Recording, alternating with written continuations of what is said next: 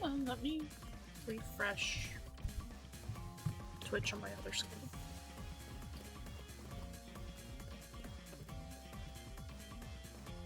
Oh, is the interneting? There we go.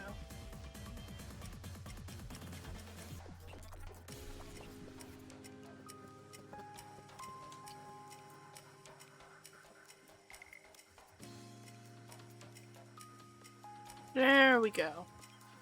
Okay, now we can refresh the screen. I'll eventually be able to see you guys. I mean, I'm on my chatting screen, so I can see you guys, but...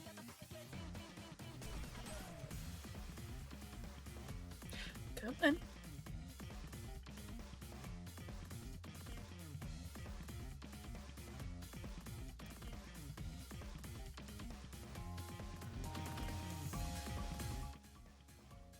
Oh, I don't have my headphones connected to my computer.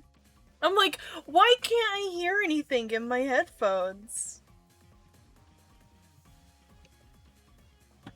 It'd be nice if I connected them to the computer.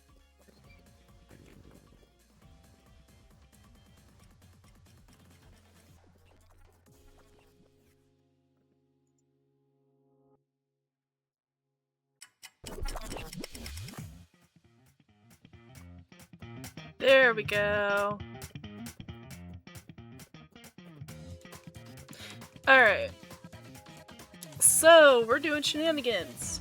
I am going to be setting up a character for an Ebberon game that my partner may or may not be running. I'm just gonna keep us on a chatting screen, because I'm going to be flipping around through a lot of tabs.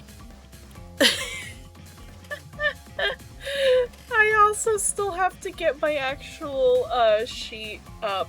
I have the idea, I have a rough idea of what I'm gonna be playing.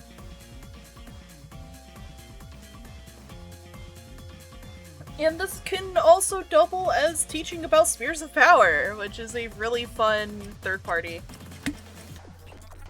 with, Three Finder. I'm saying Three Finder because, it is set in Ebberon, which is the, like, de facto, 3.5 setting. Like, it was pretty much made for 3.5. So, we're doing an Ebberon game.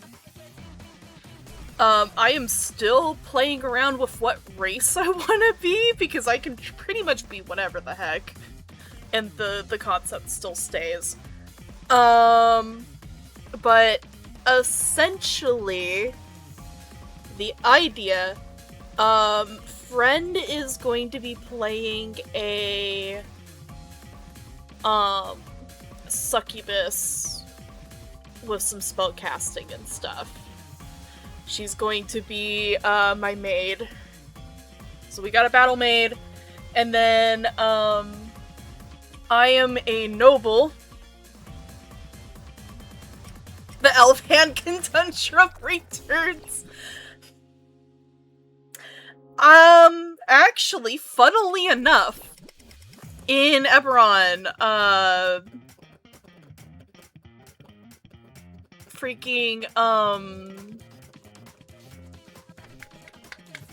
give me a second. In Ebberon,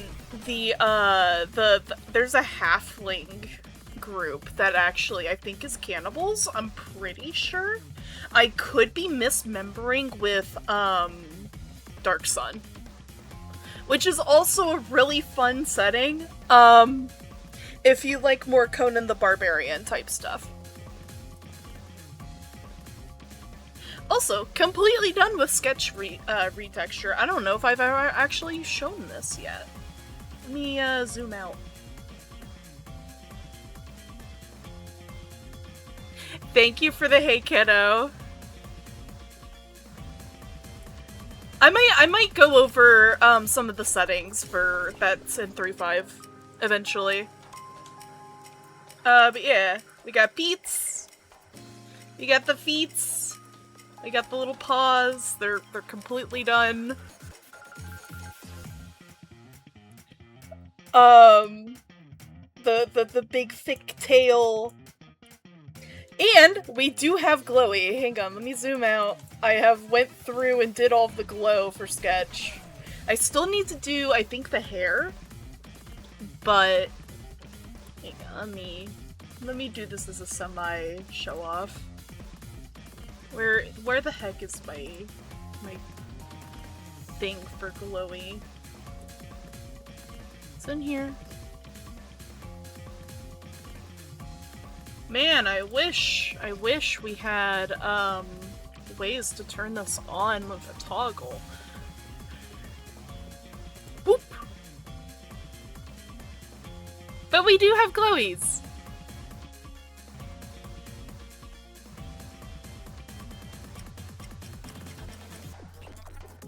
All the bits glow.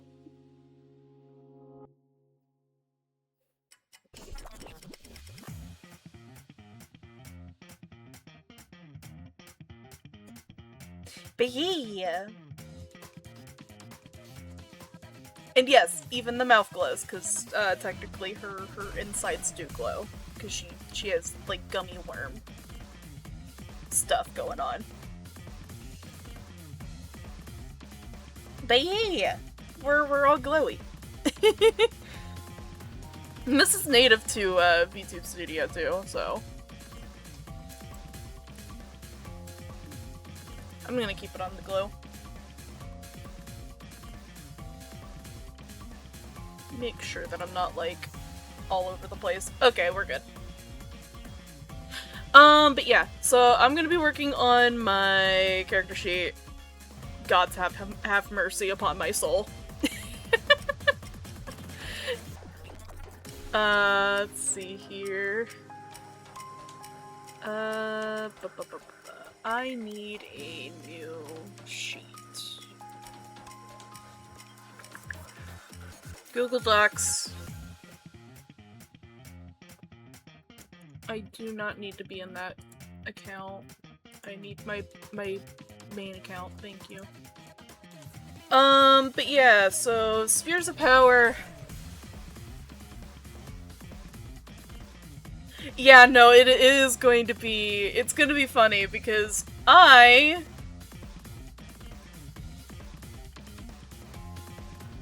am a psychopath.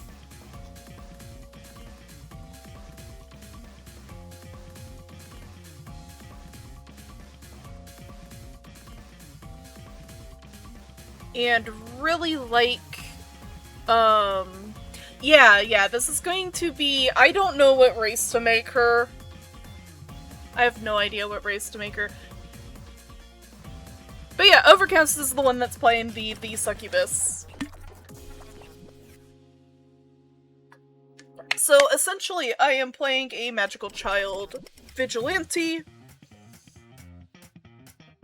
with a quarry, which if you're not used to Ebberon, quarry are essentially dream demons. This one is technically a good one. It ran away, essentially, from the dream realm.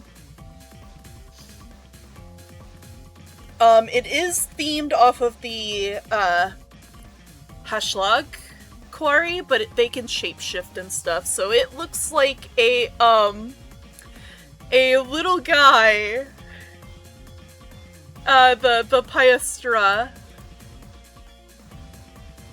Hang on. Let me show you guys the joy that is this little creature. I need image.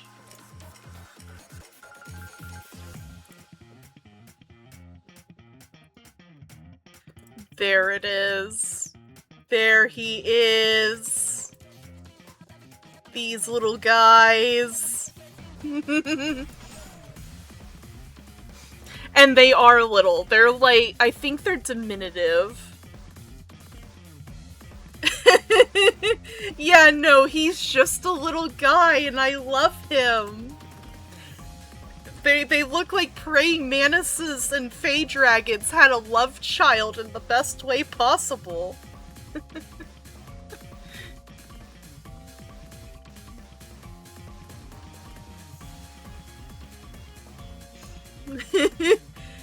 But yeah, so I am playing a vigilante. Magical child vigilante. So magical child is essentially a magical girl. Vig is one of my favorite classes in Pathfinder. You will find out why. They are essentially a superhero. You ever wanted to play a superhero in a fantasy TTRPG? There you go. Vigilante is for you. It is one of my favorites. I absolutely adore Vig. It's a little bit more difficult, in my opinion, to play, so it is not for the faint of heart. I do believe it is a more advanced class, mostly because you are not able to fight without like, you can fight, but with roleplay implications. So, basis of it, you have a dual identity. You have your social identity, so you're Clark Kent, and then you have Superman. Clark Kent has different social things that they can do. Can be anything from being more charming and so being able to talk to people better, a little bit more diplomacy, to being able to seem innocent for certain situations that the vigilante identity does. Baseline, Vig, I think, if I remember right, takes a minute to swap between the two. Let me check.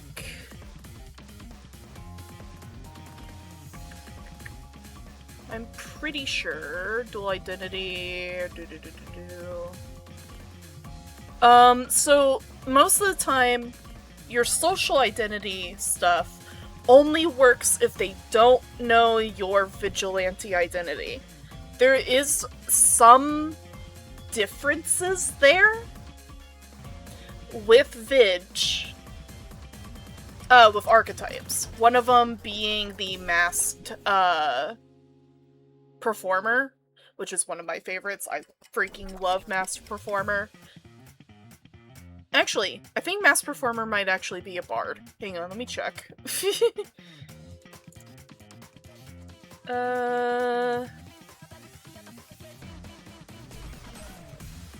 Yeah, it's a bard.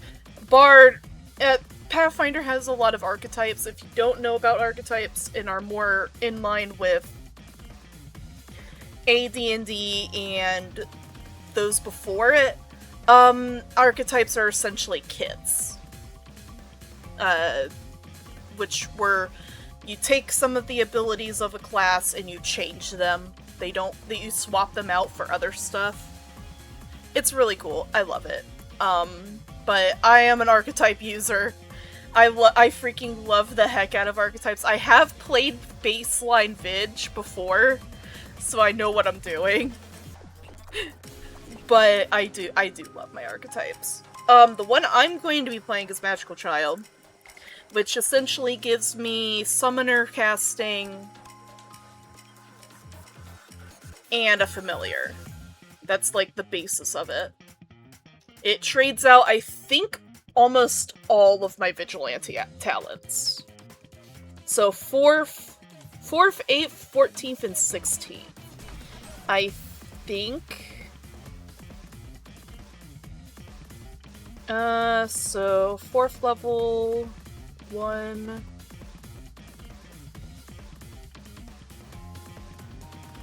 2... No, it doesn't! I don't think it does. Hang on. Let me check. I'm gonna have to get Vig open here.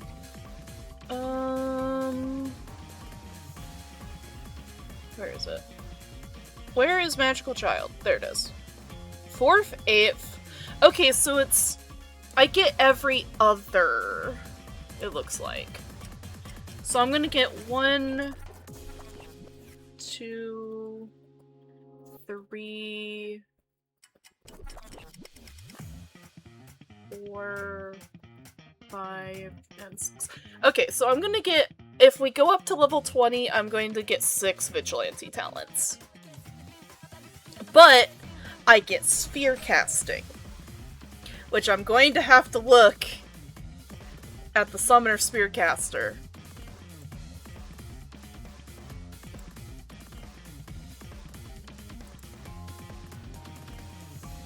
To make sure.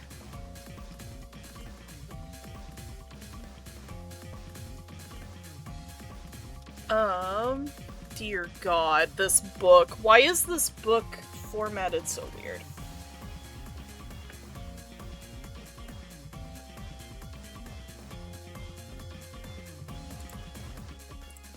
I'm gonna switch to pageless. Oh, pageless is so much better. Why the heck did I have it unpaged? Okay. Please tell me. Oh, it doesn't have tabs. Oh. Oh God. I'm in agony. I'm in agony.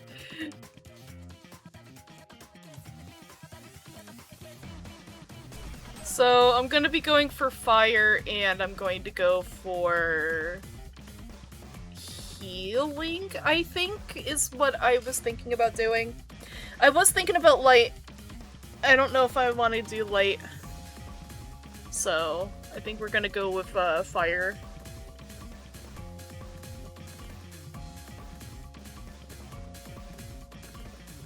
But yeah. Chaos. Chaos is going to be happening.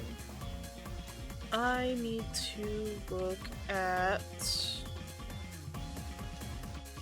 the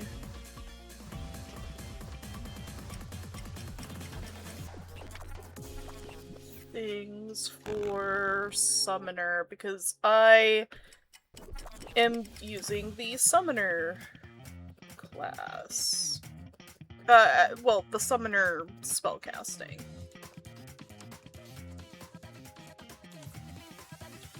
Classes... Where's summoner? Summoner's in here. Please, God.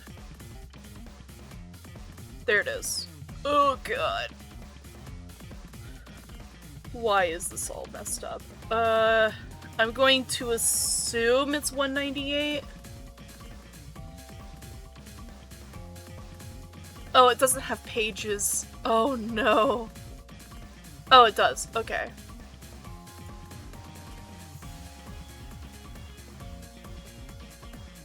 Please be correct.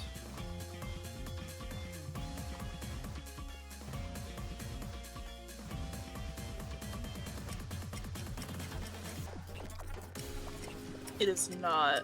Sorceress.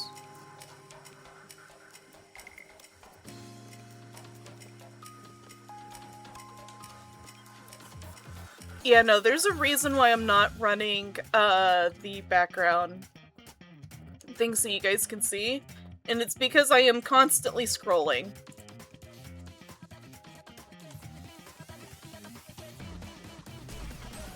Summoner. I found you.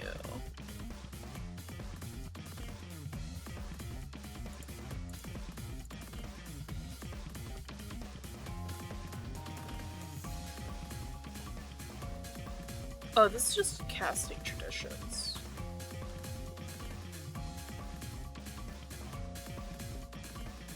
What the heck, man?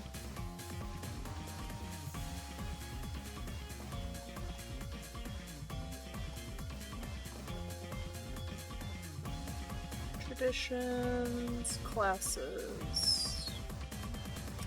We don't need classes. Okay. Chapter 4. So yeah, it is down there.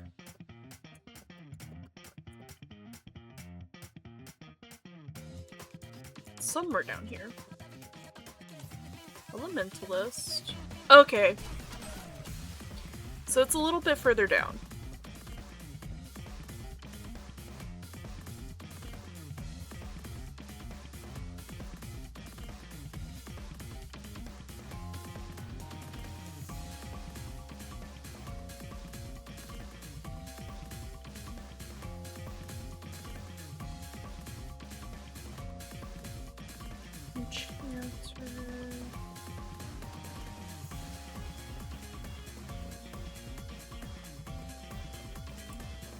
I don't think I have the whole book.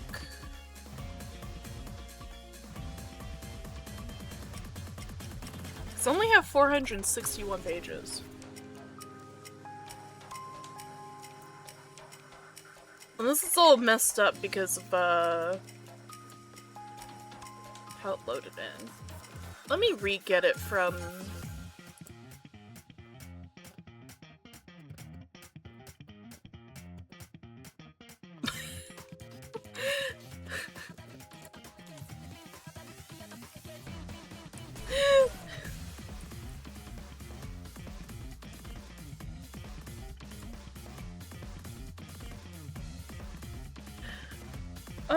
let's see here, spheres of power.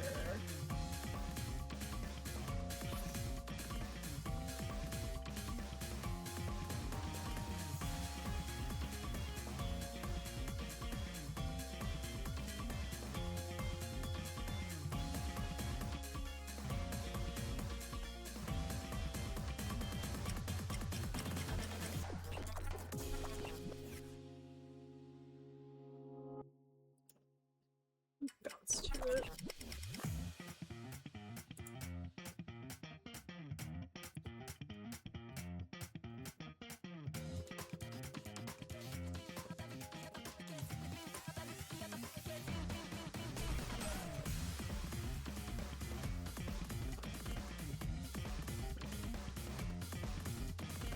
Okay, okay.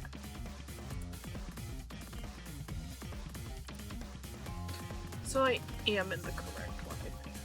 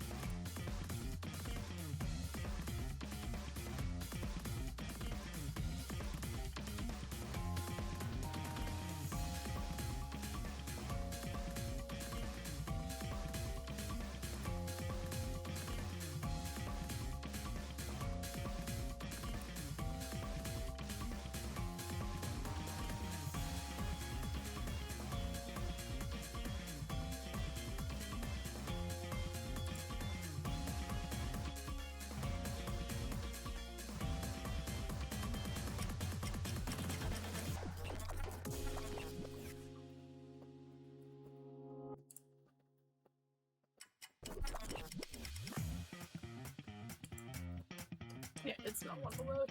It's fine.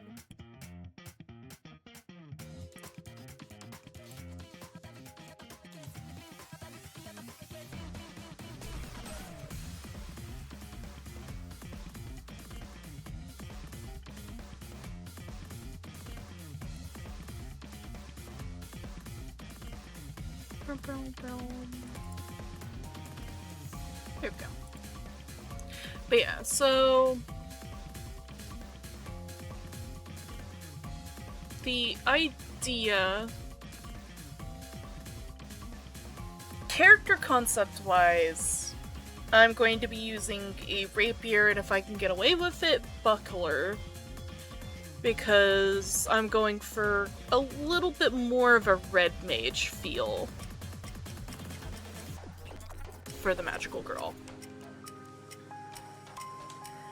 But yeah, let me open up my Google Doc. And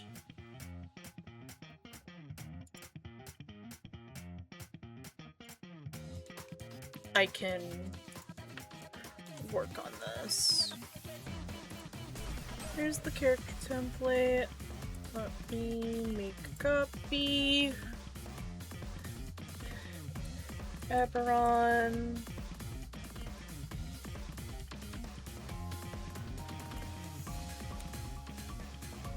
Pasta.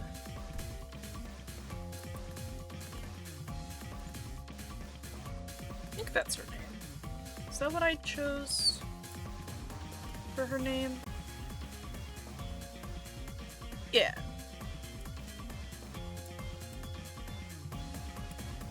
Asta Arkland.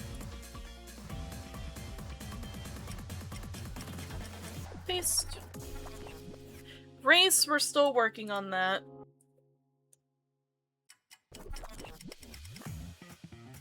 Vigilante. Magical child. Alignment. I don't know what I'm gonna make her alignment. I would arguably say lawful good, but I'm not sure. She's not necessarily following laws. I guess she is going to be about freedom and stuff, so I could do chaotic good.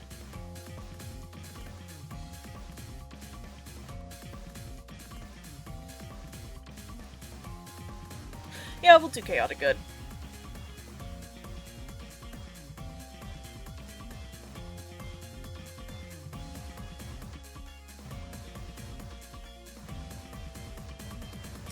Still don't know about race. I did get the idea of doing, changeling.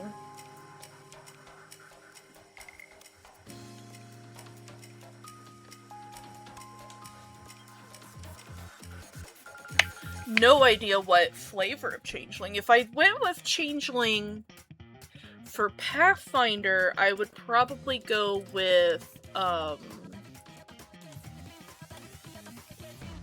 the Night Hag changeling.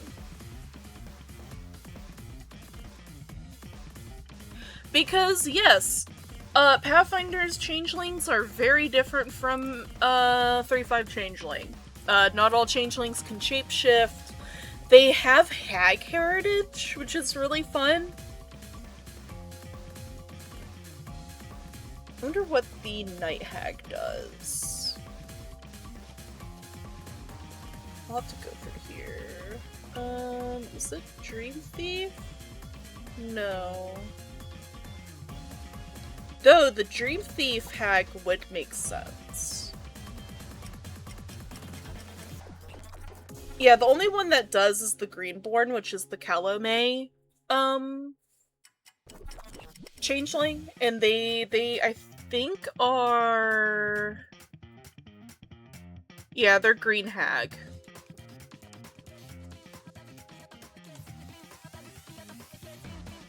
There's the Night Hags.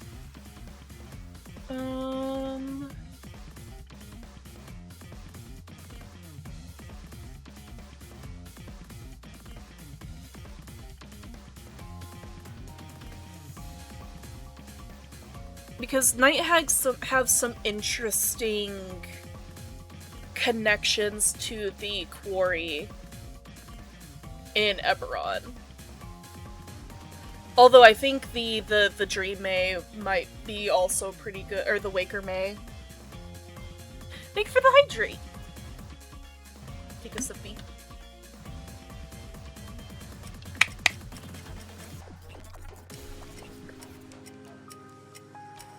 Yeah, we might go we're either doing Nightborn, which is, plus to Wisdom, plus to Charisma, minus to Dex, which is fine.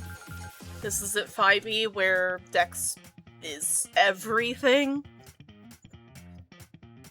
I do want Charisma, because I'm gonna be Charisma-based, I'm pretty sure. Because I cast as a summoner, yep. Yeah, so Charisma bonus is good. What does the Dream Thief do? Plus to Strength, plus to Charisma, and minus to Wisdom. Ooh.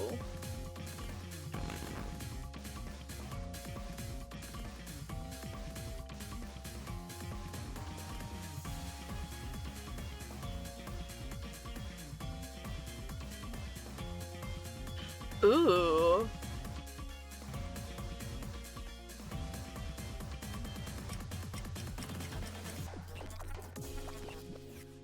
Bonus plus 2 racial bonus against saves, mind affecting effects. Ooh. Actually, I might do the Dream Thief May, because that would fit well with the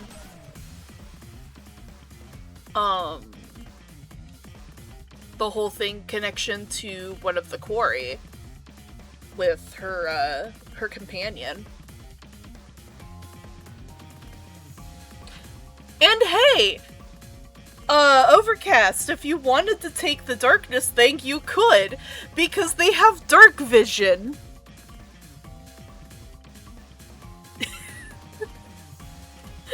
And I get added bonus to my mind affecting effects, so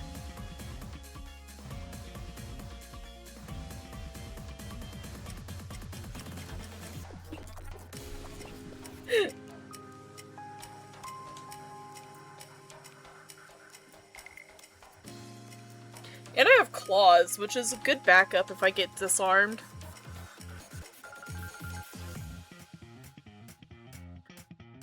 Because I get 2 claw attacks, and they do a d4 each. Yeah, if we need more debuffs, we probably won't. But, you know, it's there.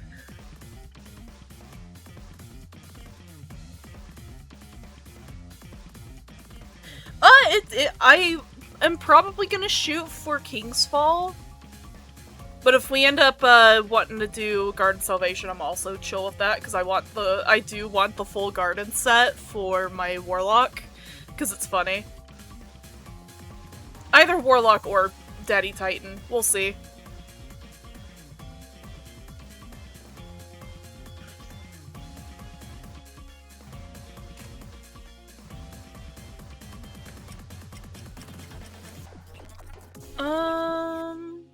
Yeah, I'll probably go with the Changeling.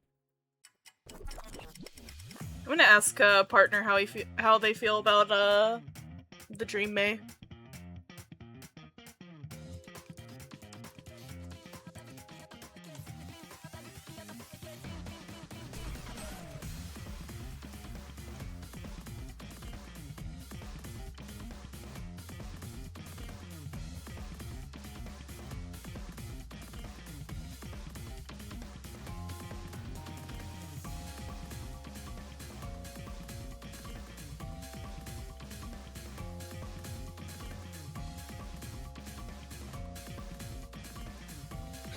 Luckily, good thing, I'm pretty much going to be doing a skirmish.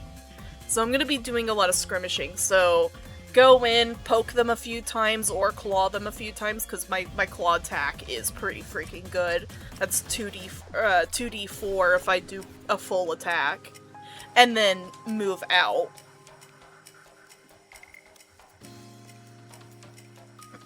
I'm gonna try to be mobile. So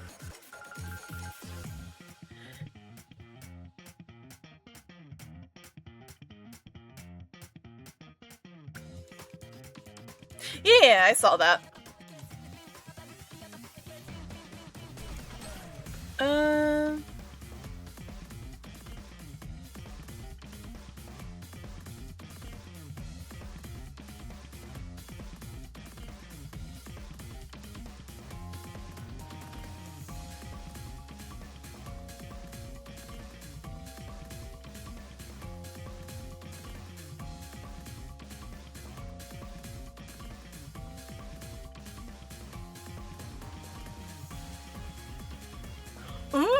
that's very nice. Yeah, no, that'll be tasty.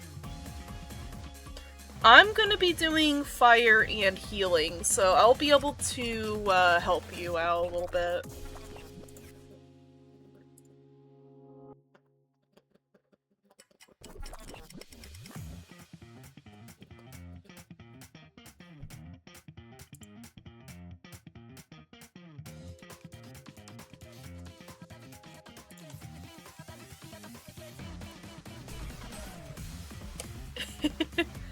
But yeah, the only changeling in Pathfinder that can shapeshift consistently is the green hag changeling subrace.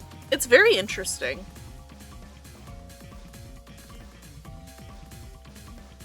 Yeah, I think that they're the only one that can.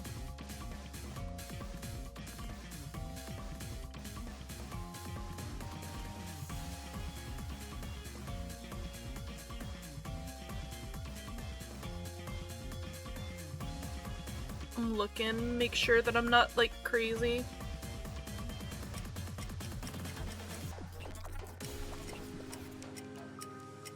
Yeah, they're the only one that can.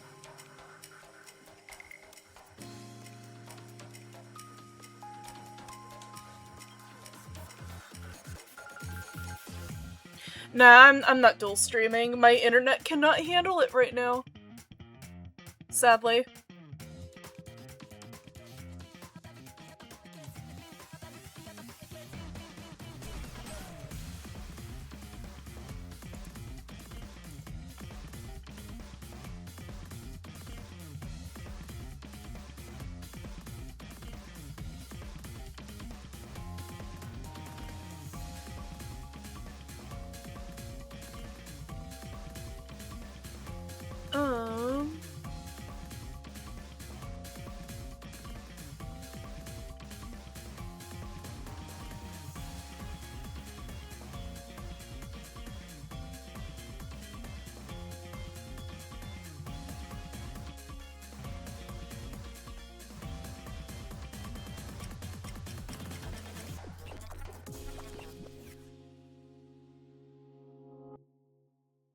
Sorry about that, man.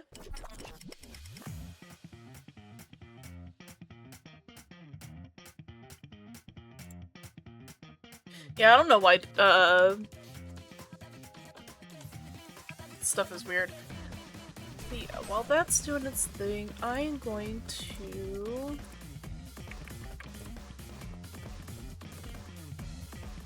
So we are going to do...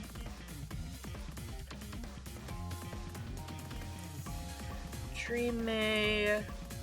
Changeling...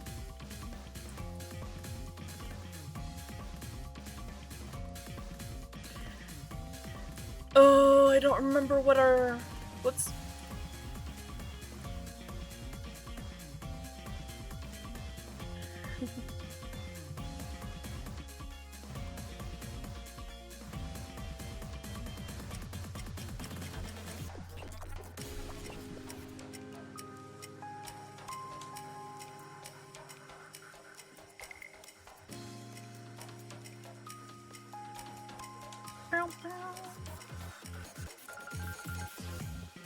Creature type.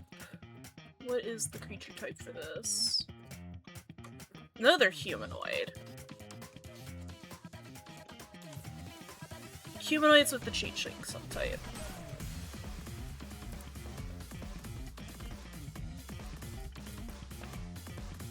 Medium, humanoid, and changeling subtype.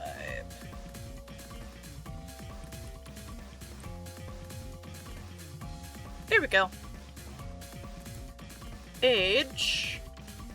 I'm going to probably put her in her 20s, but we'll see.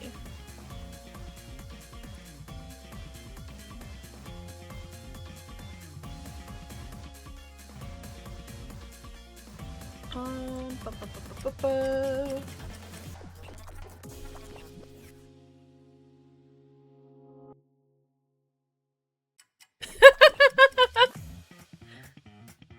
Kind of like how does my DS end up in the closet when I put it, last time I remember putting it on the back of the bed.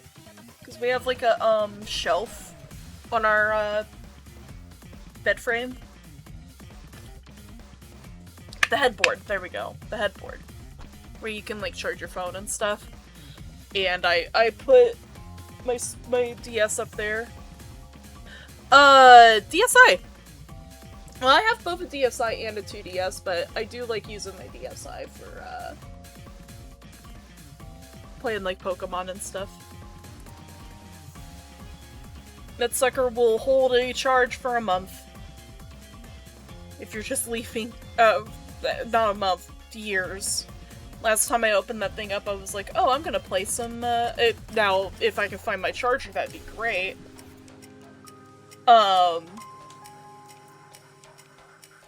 But I think I played it last, like, a couple months ago, turned it on, and it, I played it for like 30 minutes, and it started blinking red, so I have to eventually find my charger for it. Oh goodness, what was I gonna look up? Oh, the vital statistics! 3.5e vital. Oh, wait, no, I'm gonna have to look up the actual- I'm just gonna use human vital statistics.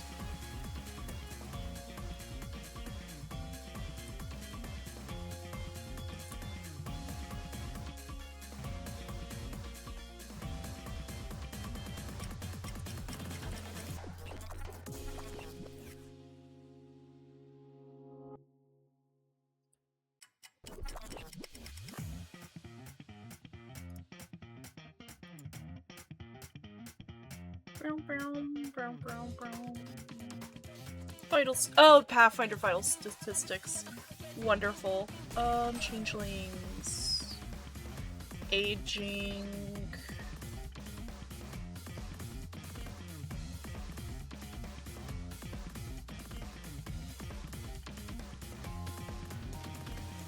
So they have the aging effects. Do they have the actual statistics? There it is. Alright. What is... I would put Vidge under the self-taught category. So 15 plus 1d6.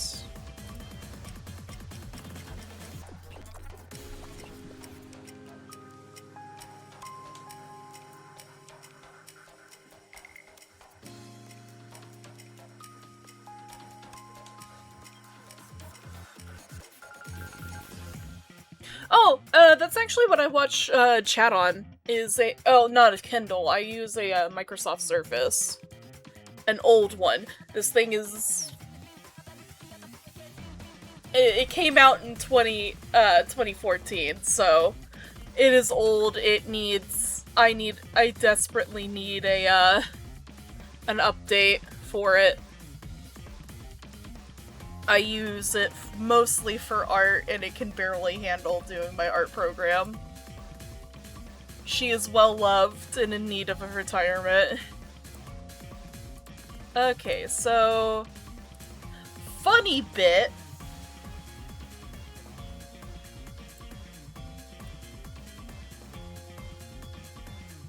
Homegirl is 19.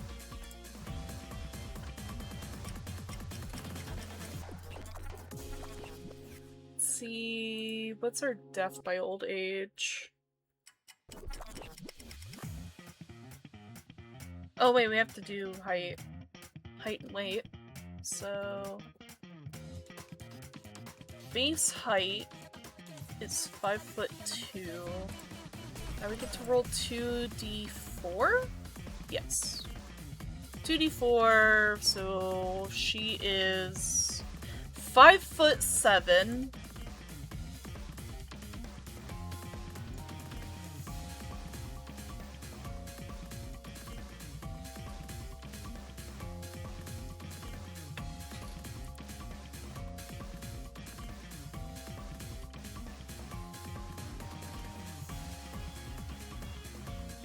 And then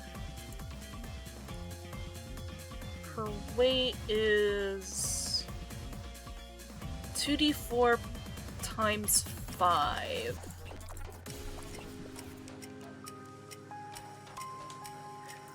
So, okay, so I rolled a 3. So that's 15. Homegirl is 100 pounds, soaking wet.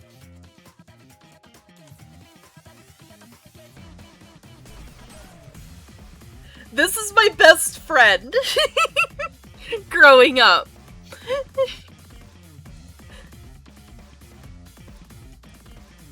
She is exactly 100 pounds.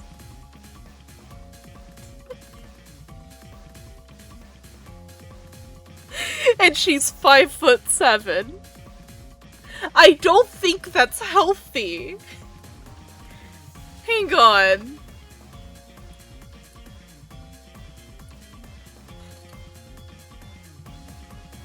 To be fair, the max weight for a changeling is 125 pounds, which I think is fine. Maybe not for 5'10", but 125 pounds, that's okay.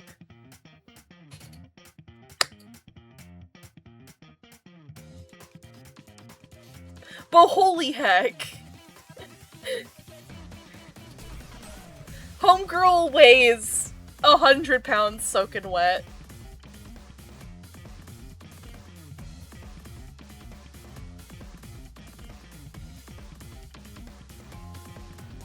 Oh! You can do potential heritage. That's cool. Or parental heritage. That's sick. I'm going with human though. That human is just gonna be the default.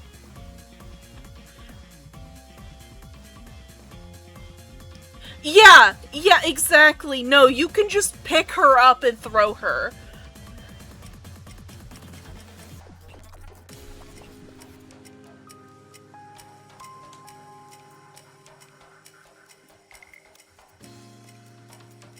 Poor baby girl.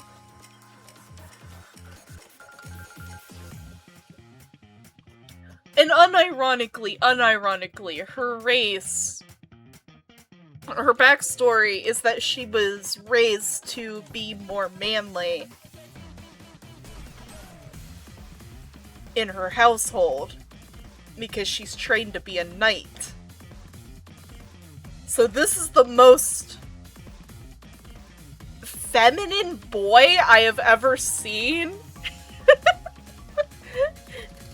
Because that's her social identity, is that she is a masculine knight.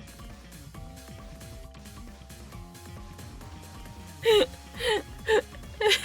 you have essentially this femboy knight who can kick some butt because she does have a +2 in strength because of the Dream May changeling. So she can whoop somebody. This is cursed. Cursed Dio.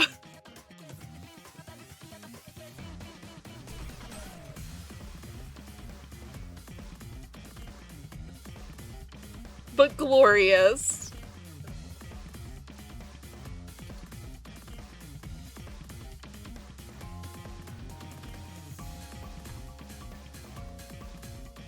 Yep, exactly.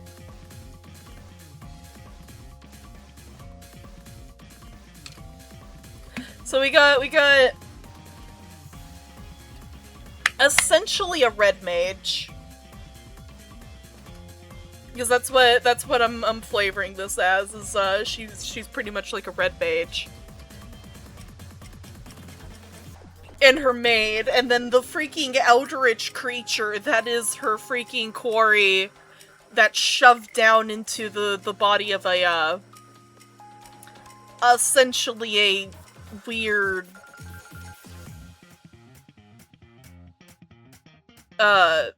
Praying Mantis Dragon.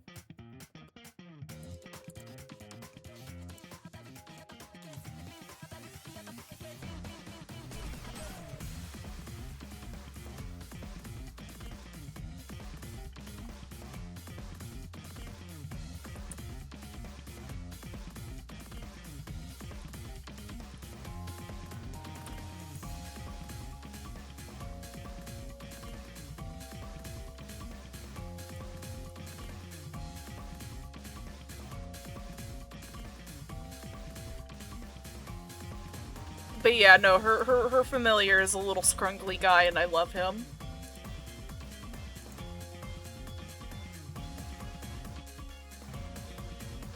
But yeah, no, I don't know. I do get natural armor, so... Pretty sure. No. We don't get natural armor. Oh, we do!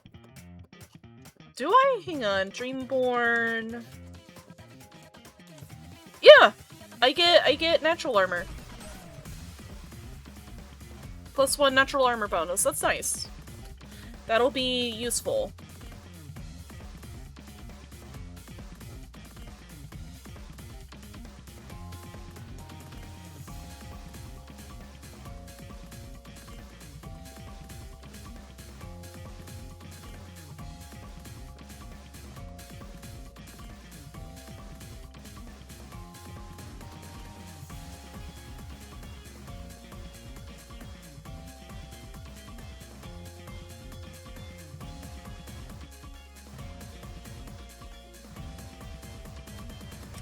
Oh, that would be so cool, actually.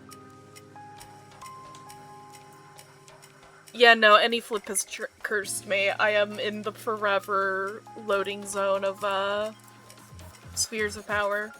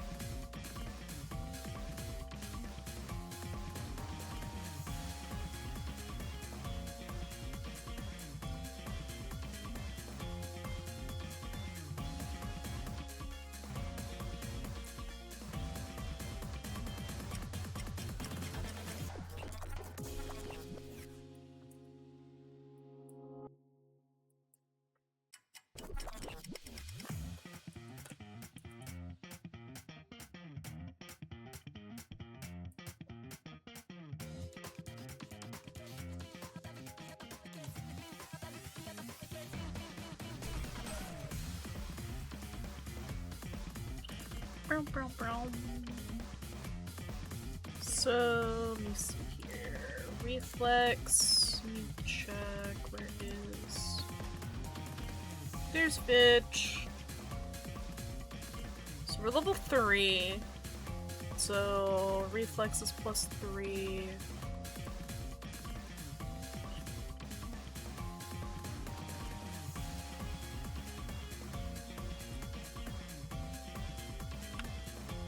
Fortitude, I think, was +1. Yes, Fortitude +1.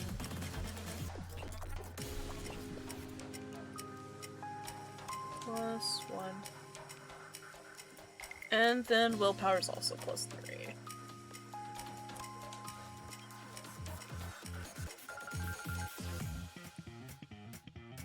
There we go.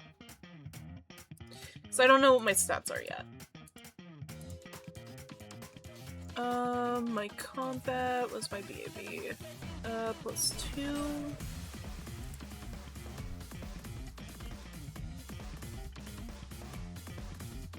I do know I get a +2 to strength.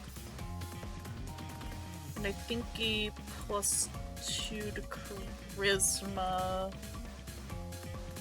and a -2 to wisdom.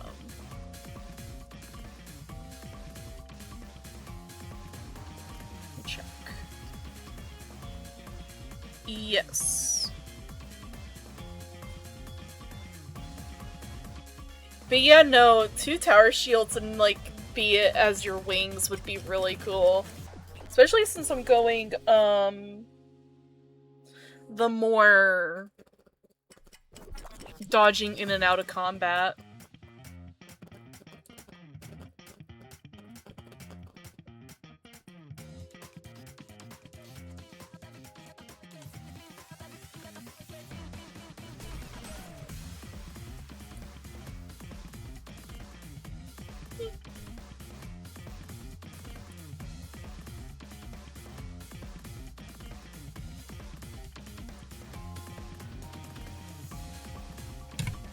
Let me look at Elite Array.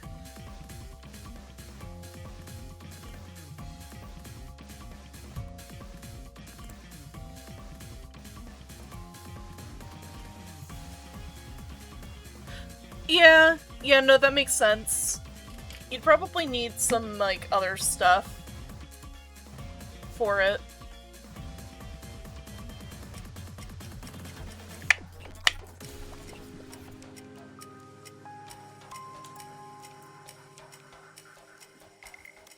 Because, tower shields are, like, two-handed. Technically. Well, okay, so you can technically dual-wield tower shields. Because there is, like, the tower shield specialist and stuff.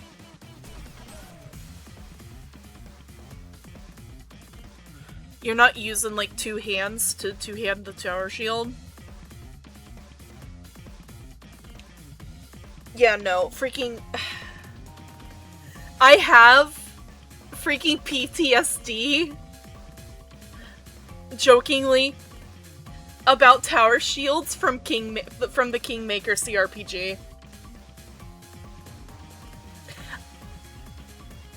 I always switch Valerie off of tower shield specialist. Like, I switch her to, like, Paladin or something. Though making her a Paladin is a little messed up. If you know, you know. But, yeah, no, I turn her off of Paladin simply because, oh dear god. So, Valerie, I don't know if it's just I'm bad at the game, or my luck is just absolute abysmal when I have Valerie in my party. She will miss every single sword swing. It doesn't matter what you give that woman. She will miss everything. If she still has that freaking stupid tower shield, because her class does absolutely nothing to help her be able to fight with the freaking tower shield. I think she gets like a -5 to all her attacks if she has that stupid tower shield. It is so bad to the point she literally will not do anything in an entire freaking combat scenario. Yeah, no, it's so bad.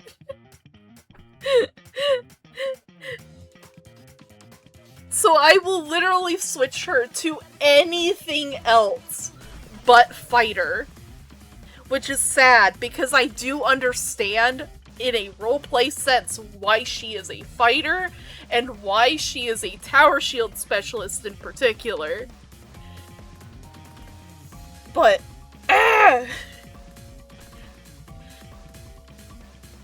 But, it's so bad. It's so bad. Hi, Raspberry. Hi. Yeah, it has been a while. Okay, so our elite array is 15, 14, okay. this is my sketch model!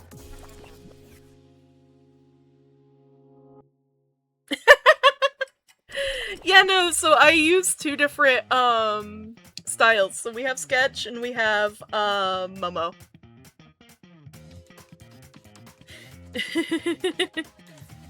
New phone, who dis?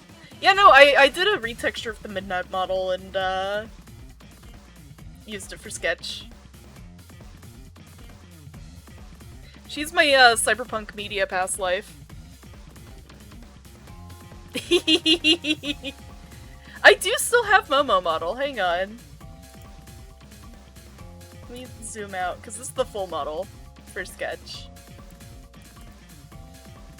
But, let me turn off my visual effects.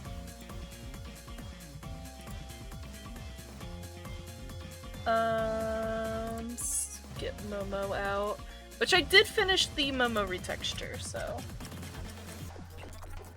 Ghost might load in, Ghost might not, we'll see. There we go.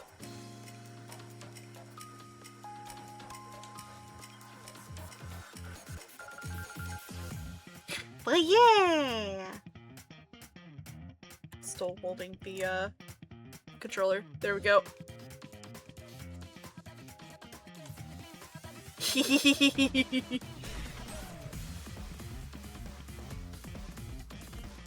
Yeah, we have two goobers.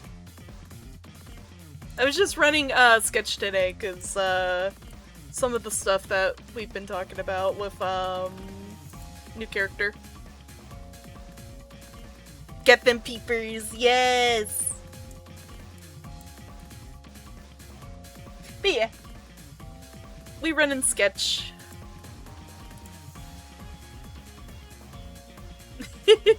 Especially compared to Sketch, who has like the squinty eyes is the best way, the more almond-shaped eyes.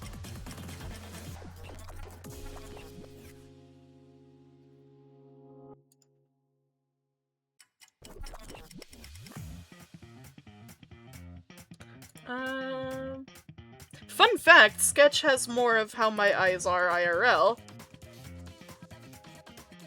So, our array...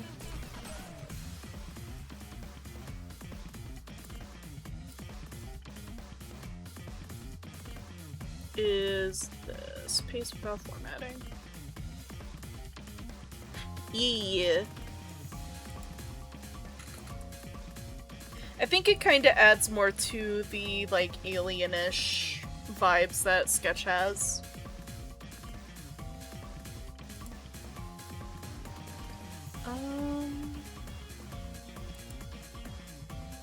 Let's see here.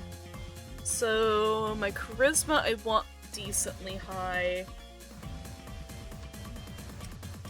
And same thing with strength. What am I gonna dump? It could be funny to dump wisdom. In her being a bit of an airhead.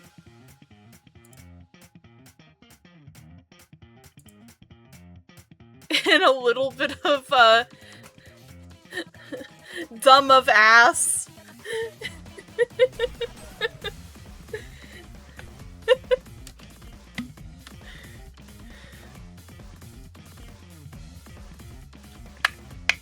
Dumb of ass, kind of heart. Because I do want skills. At least some skills. Yeah, we'll do that. We'll have her wisdom be 6. Charisma's not as important. I don't think. Well, yeah, we'll make it. We'll make charisma 17. Strength is right behind it with 16.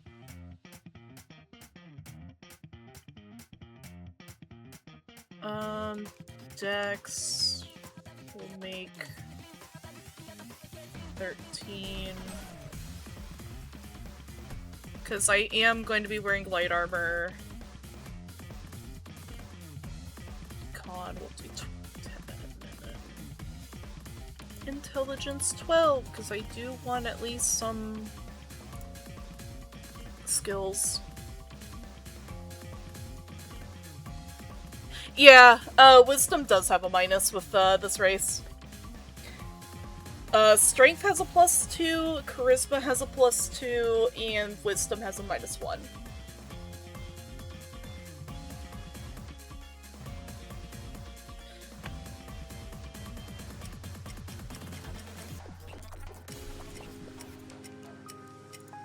It is the Dream Thief born Waker May. Changeling.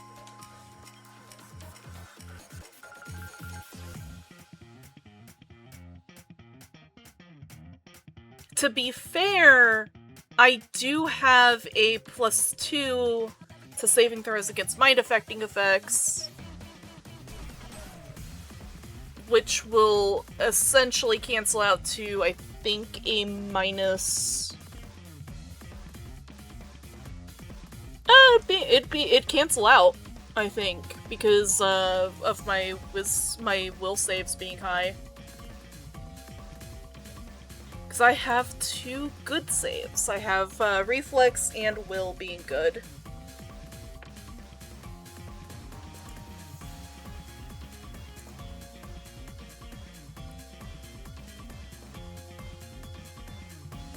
Let's check out Sphere's Power. It's still loading. It might load by tonight. We'll see.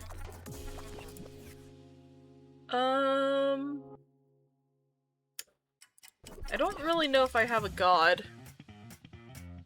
So we're just gonna go with,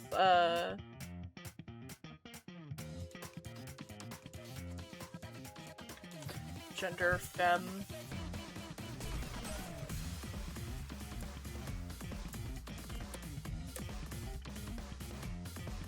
Alright.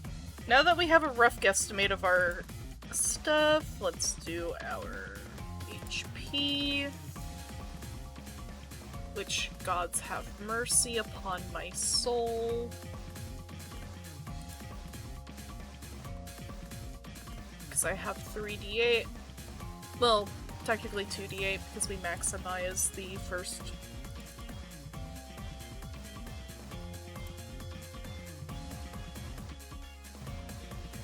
That's not too bad. 15 plus 8.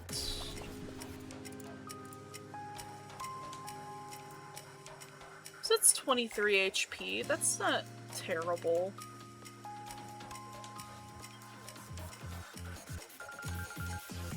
That's not bad.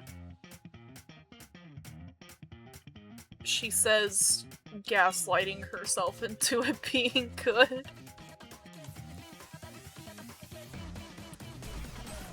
To be fair, I am pretty much a spellcaster, so, you know.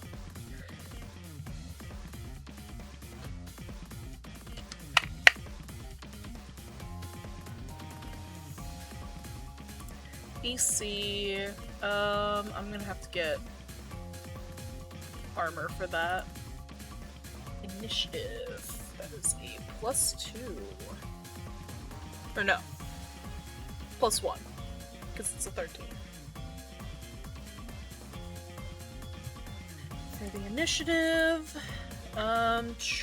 traits. I don't know if we're doing traits and feat flaws, so we'll skip that.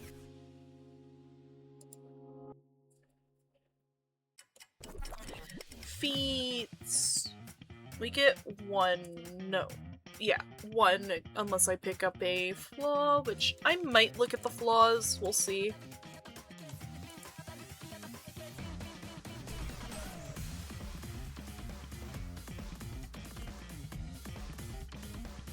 Grab our 2 traits. Well, unless we aren't doing traits. It's fine. I'm gonna go with flaws.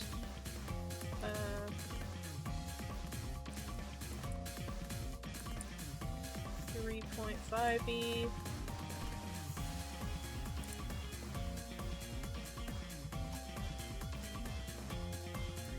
choose the one that's all sources. There it is. Thank you, Forgotten Realms help.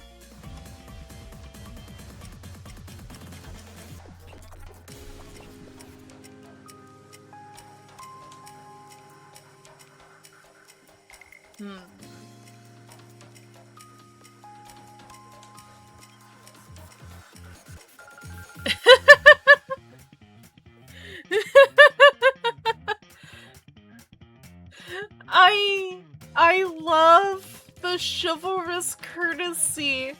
You despise raising your hand against creatures of the opposite gender. Which is funny.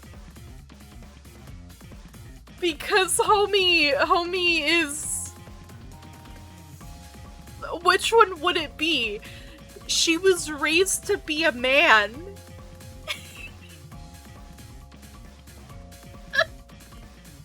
Socially.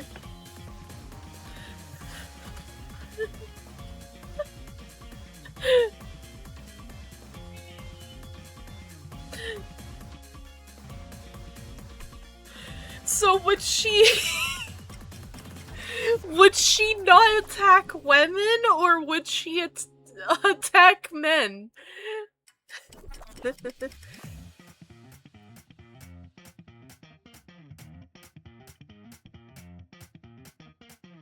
You can just swap your gender.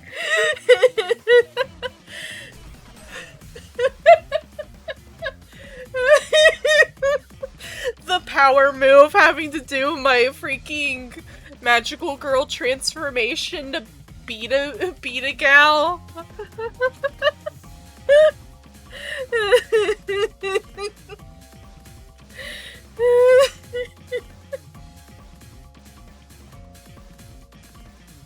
I'll see you guys back from the void in a minute. Exactly!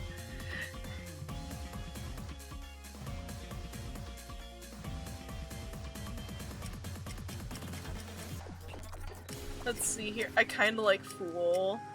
Oh, I have to have bardic music. Darn.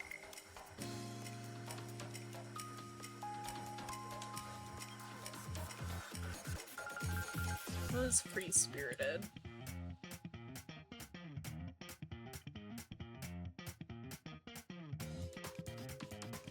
Ooh! Oh no!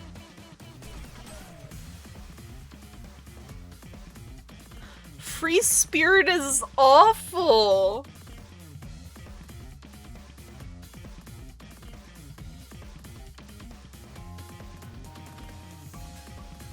So, the weight of any of your gear is considered double for the purposes of determining your load.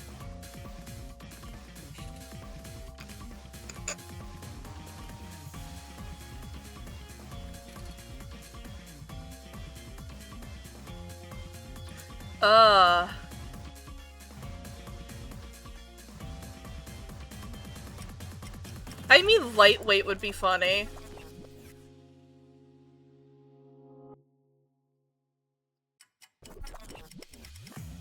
You have half the base weight of a normal character of your race. Height and weight modifiers are added normally. You suffer a -4 penalty when making or resisting bull rushes, grapples, overruns, and trip attacks.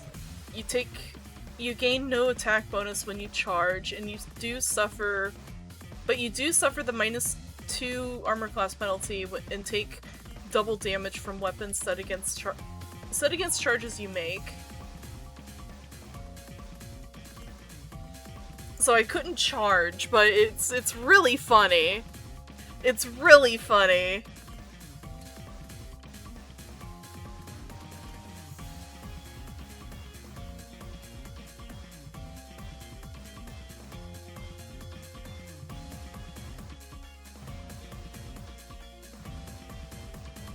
Ooh, magical overload.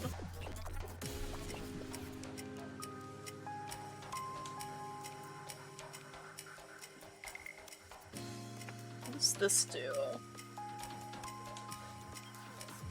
I wonder how this would work with, sphere casting.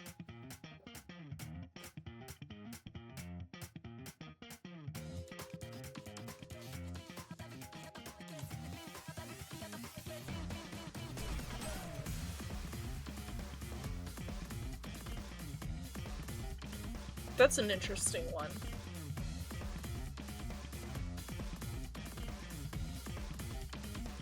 No time in book learning. I do like the idea of Phantom Spark. Phantom Spark is one of my favorites.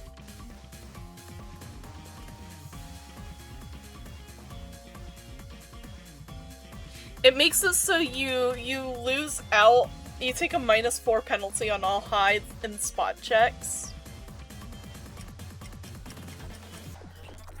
But, you do have, like, little sparks of energy that come off of you.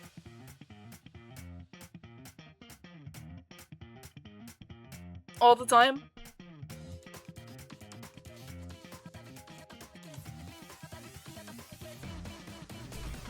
That could be fun.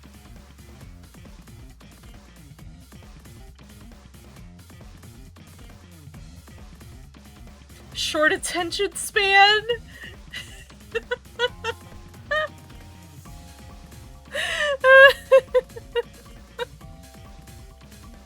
Do I curse this girl with freaking, ADHD?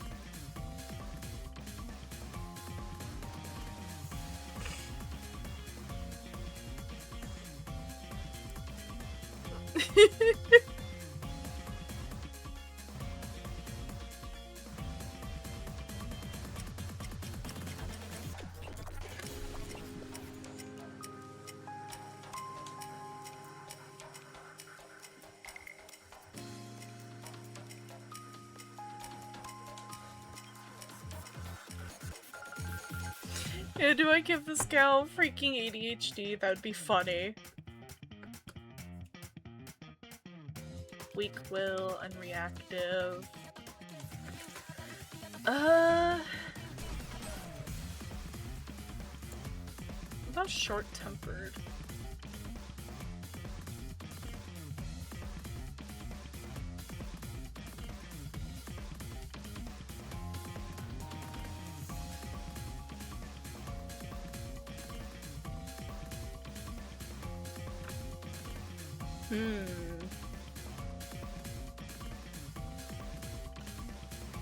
Interesting. Short-tempered is fun.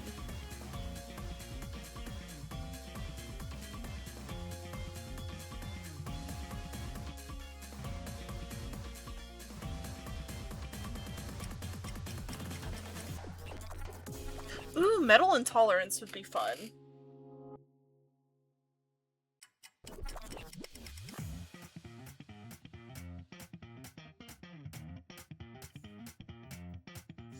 You suffer an additional point of damage when struck by metal weapons.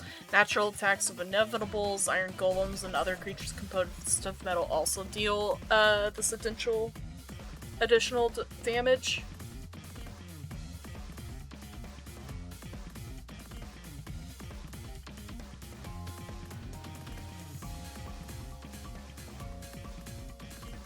Yeah, no!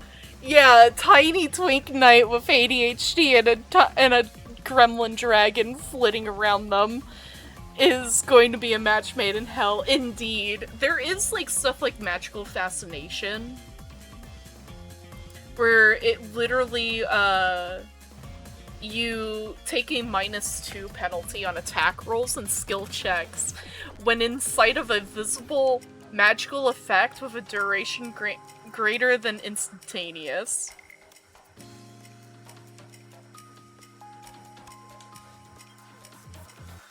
So, Sanea freaking casting her anything in the vicinity.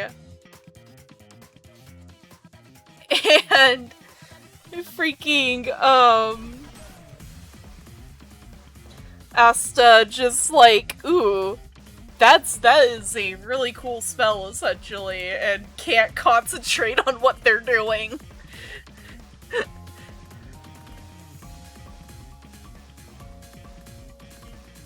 I might take lightweight. Lightweight sounds funny.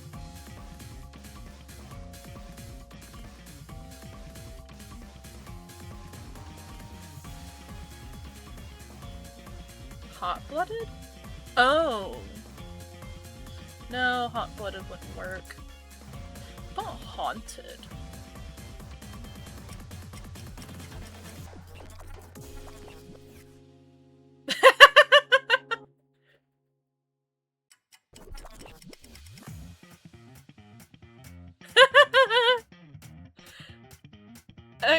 I might go with lightweight and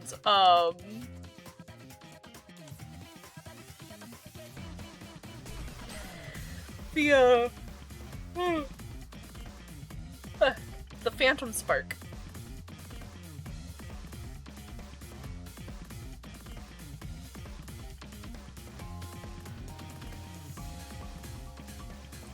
Yeah, no. Yeah, it would be a -2 to everything.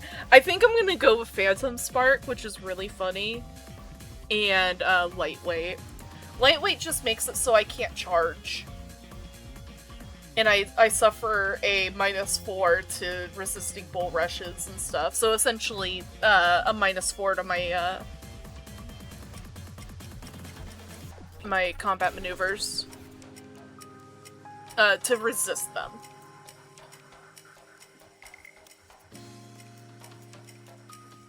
And I don't gain an attack bonus from charging, which I don't plan on charging, so this is fine.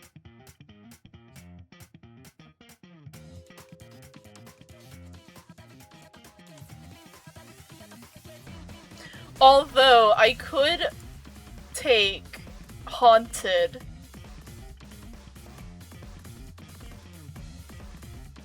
I mean, I'm gonna have the site-wise hide and spot issues. Because Phantom Spark makes, like, colorful light come off of you. Which fits because, you know, they do cast magic, so their magic is just a little weird.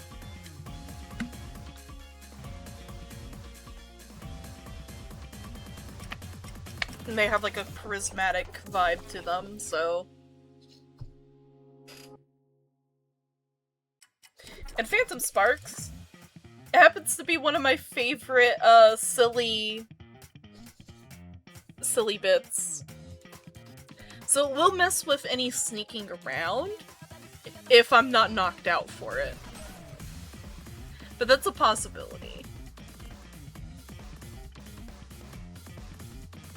Ooh. Honor the duel. Honor of the duel. Good or lawful alignment.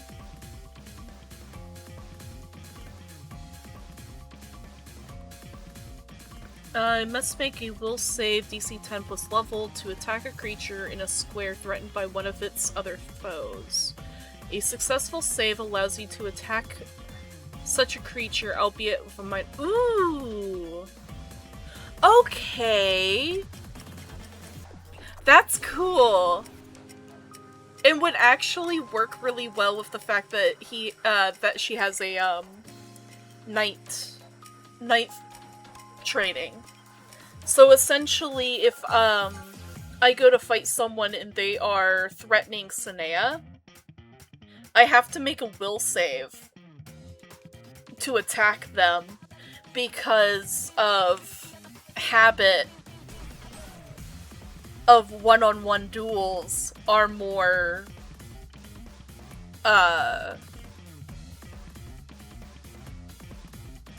essentially honorable. This doesn't affect Sanea, it just affects, Asta.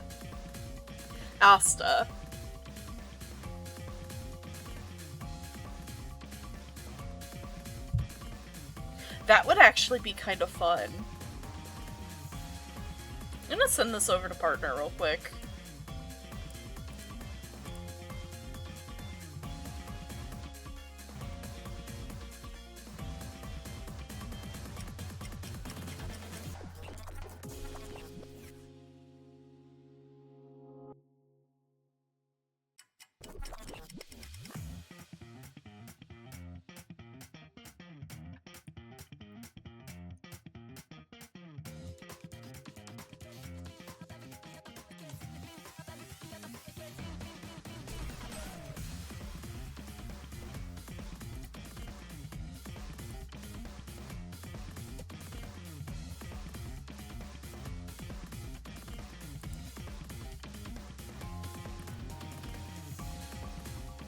There we go. Boop.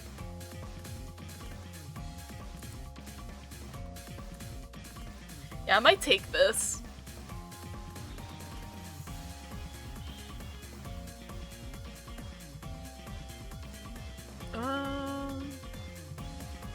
What does the City Slicker do? Ooh! I don't know if I have survival. Does Vig get survival? Does baseline, but does my archetype give me survival?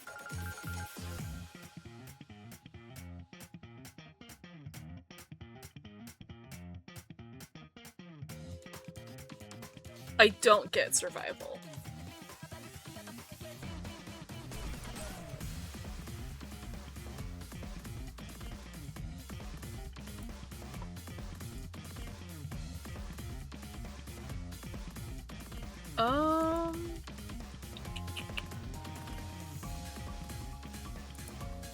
Claustrophobia would also be nice.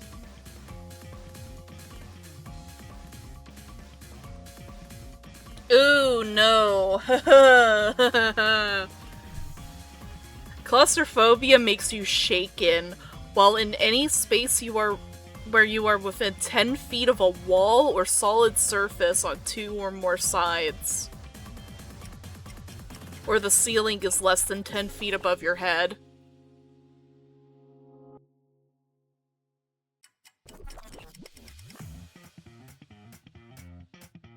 And spells and effects that remove fear do not remove the condition. That is rough. Especially in a more urban setting like Ebberon. Oh. Oh no.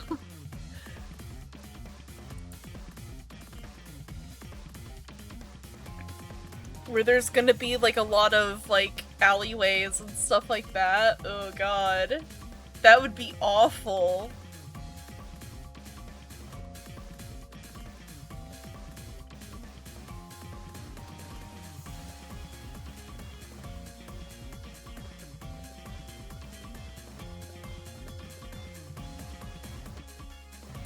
Ooh, coat of arms would also be good.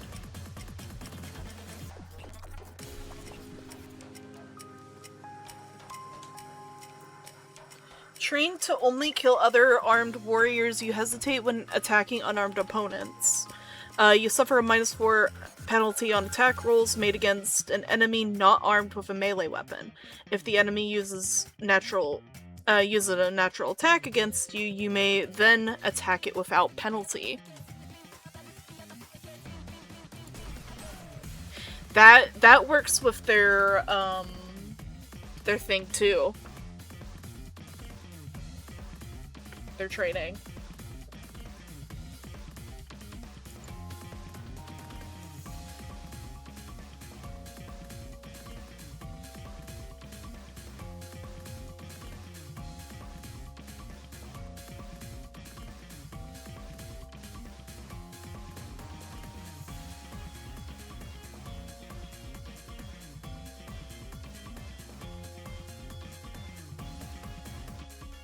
Ooh, I like both of these.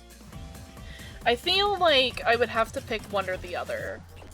Either Honor of the Duel, which I think Coat of Arms fits better. Of, you don't attack people that are unarmed. I feel like that works better.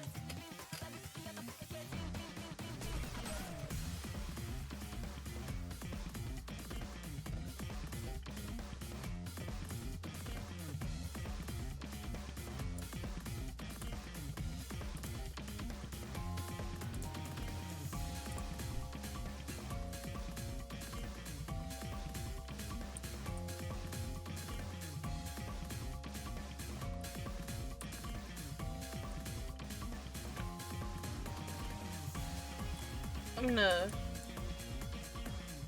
send this over to partner.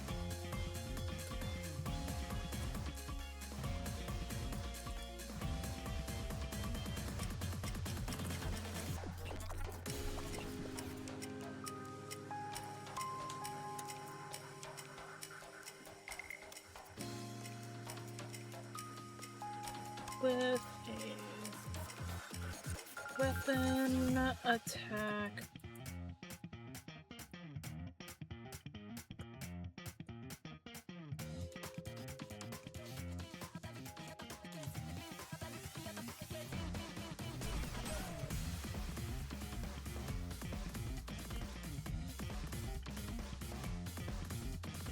There we go.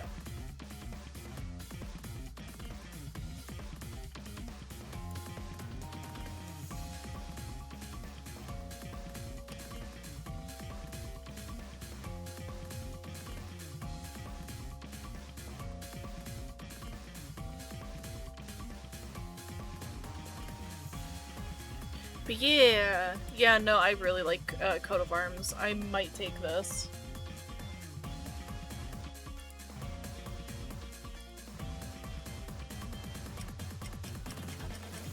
So, I'm gonna pop over to my Ebberon one.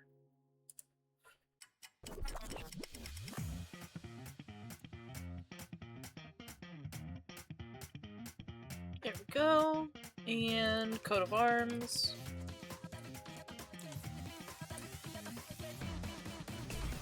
-4 to attack. And unarmed. Enemy, if attacked by natural weapon, then suffer no penalty. There we go. And I am chaotic good, so I count for the prerequisite, which is good or lawful. And I'm chaotic good, so it works out. And then flaws. The other flaw I think I might take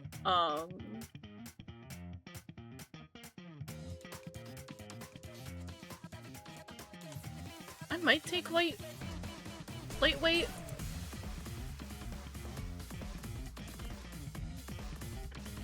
Lightweight seems interesting.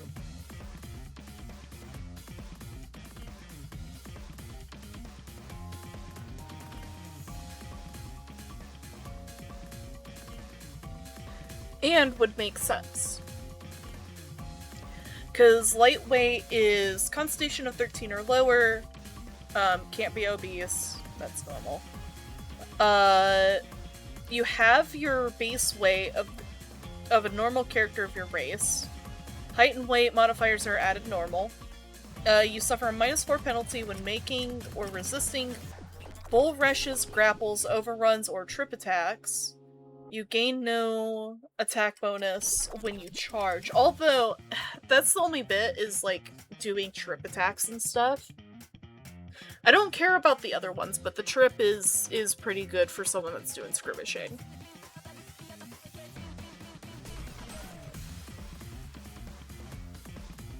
Because tripping someone up is always really good to do.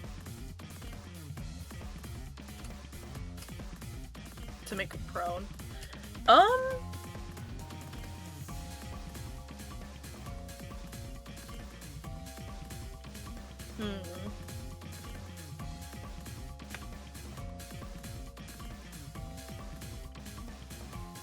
Yeah.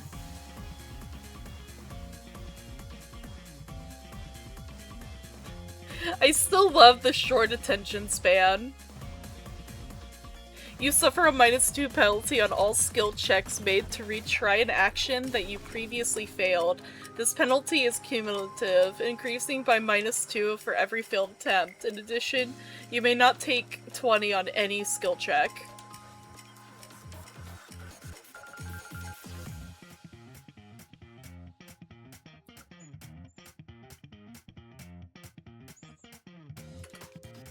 True, true.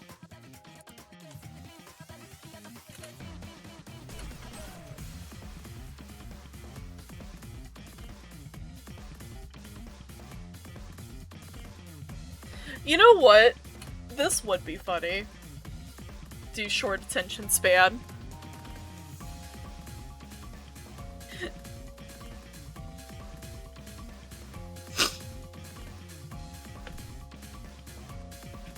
I just always do. I always make my skill checks. It's simple as that. I like the idea of it's her getting frustrated each time she fails.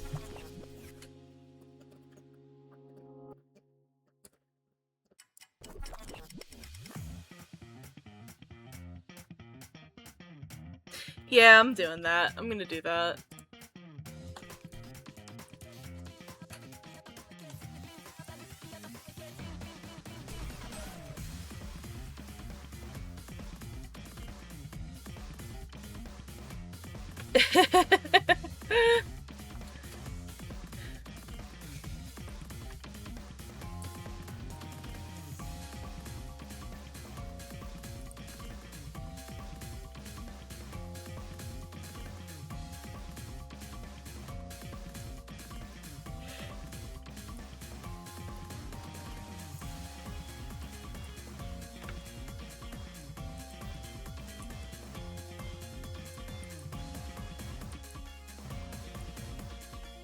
Stacks on the tree tray, can't take 20. It's really funny that also she can't take 20.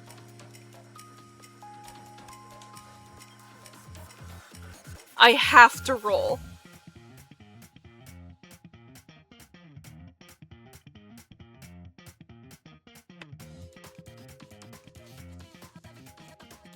Because if I take 20, I'm just gonna be angry.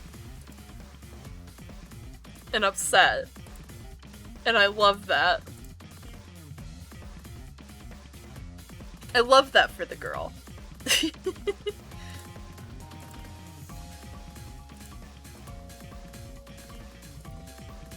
But yeah, no, Sanea just trying to keep up is going to be funny. This 19-year-old noble prince type vibe with Asta.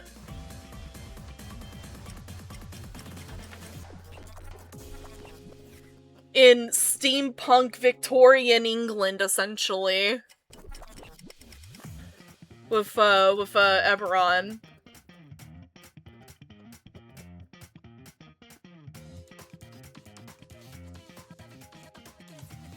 With her night job being freaking going and helping the poor.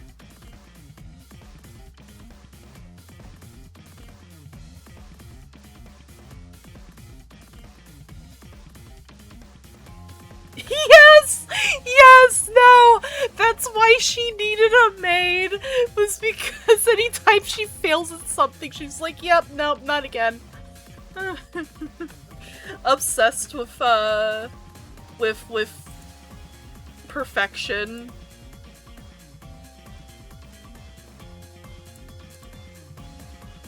Oh no. What have I created? I have created a monster. Gods have mercy.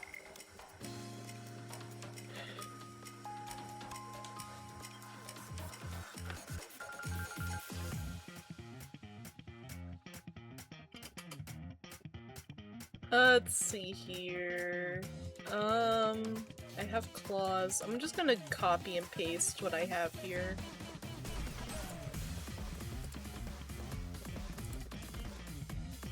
And then we'll drop down to the other bits.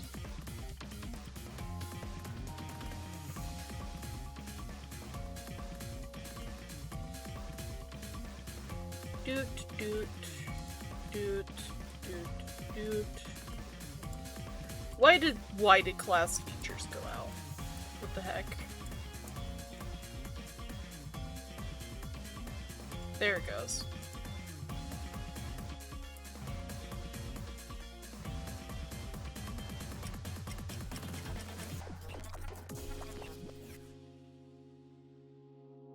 Yes. I love that Titan got a bath towel. It's so funny.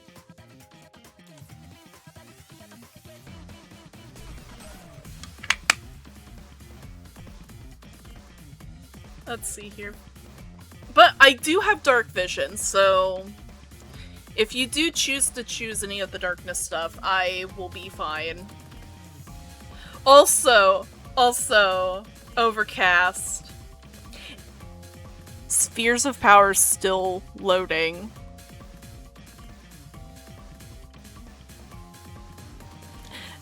I have been streaming for almost 2 hours.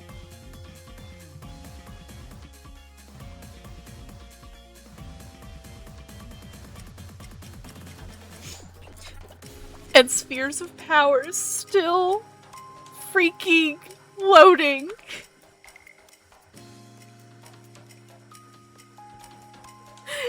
Yeah, no, I don't know why it's taking 20 freaking years.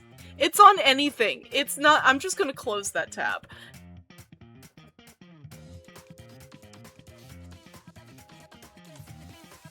Agony.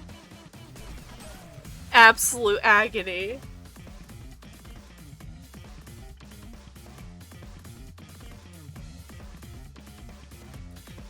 It's not like I'm running anything either. It's literally just my browser.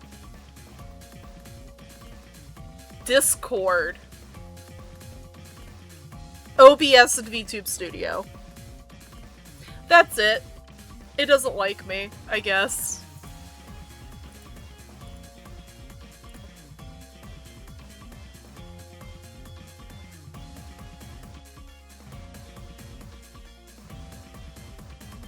Yeah, no, it would be the worst game of telephone on the planet.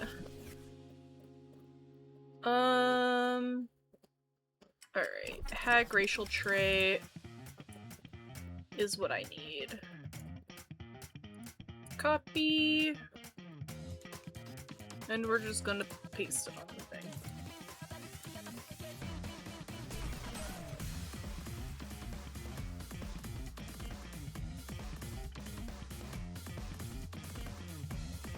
I mean, +2 on saving throws against might affecting effects is pretty tasty.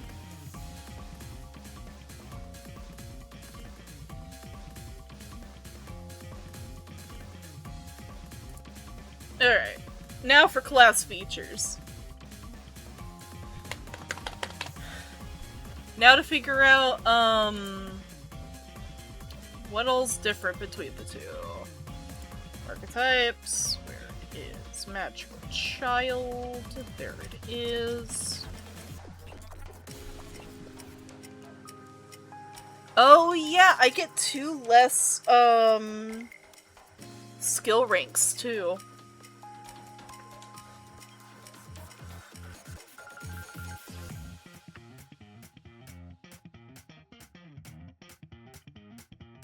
Because I get a +4 plus my intelligence instead of +6 plus intelligence. Because I can spellcast.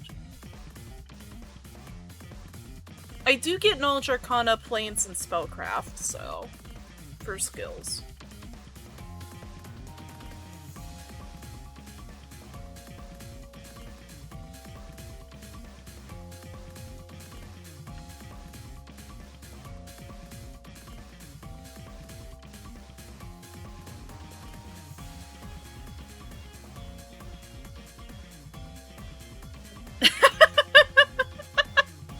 I just saw what you sent me.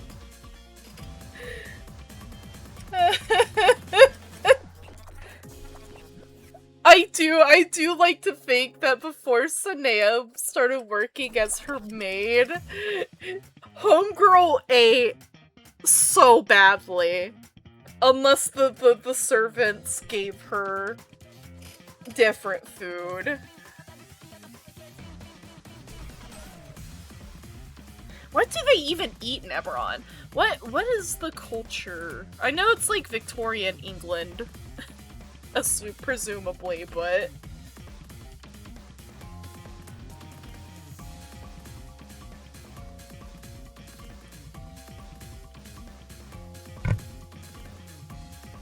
Oh, we're going over to the world of Ebberon, why not?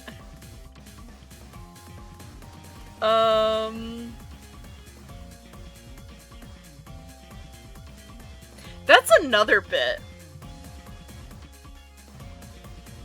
Do we make her dragon marked?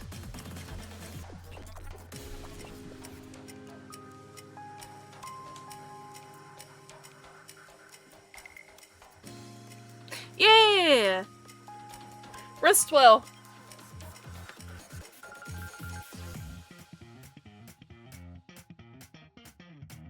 The number 13.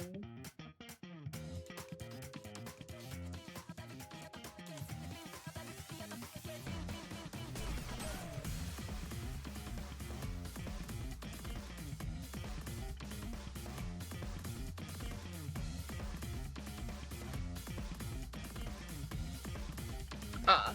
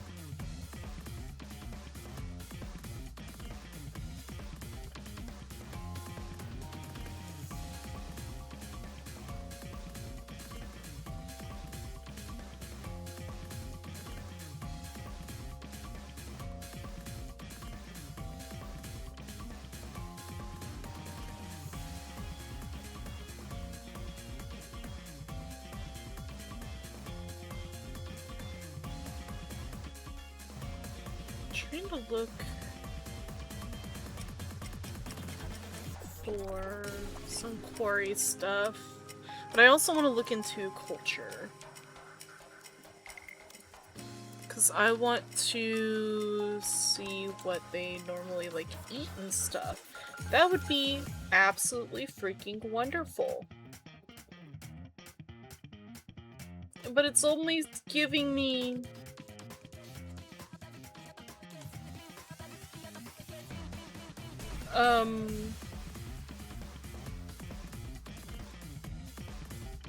things about the quarry.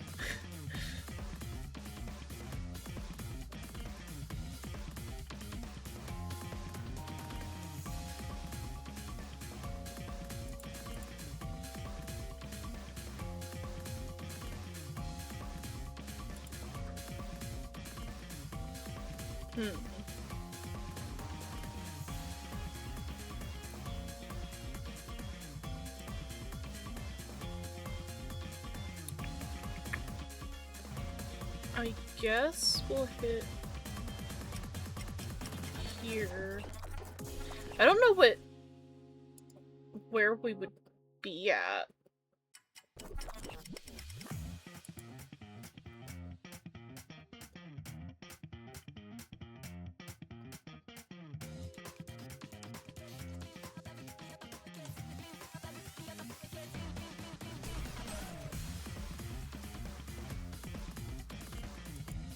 Current age.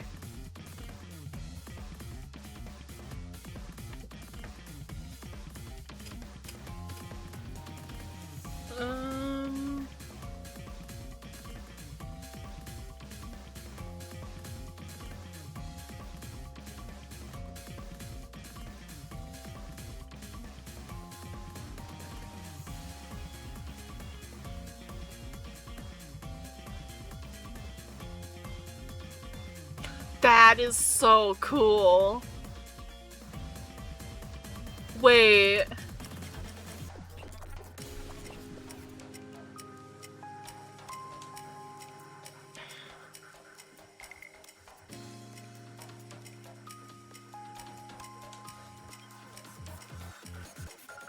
Now, I'm not saying a complete would.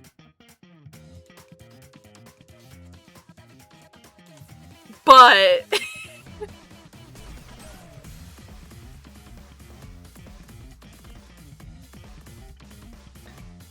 this is sick.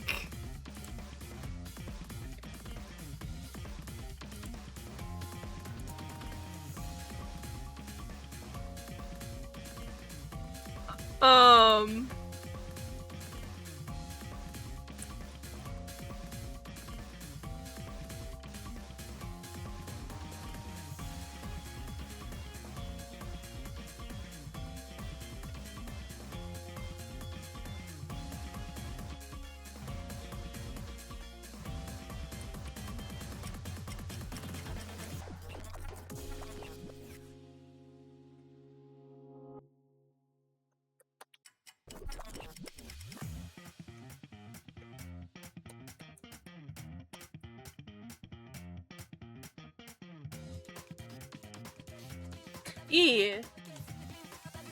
You know, I saw it.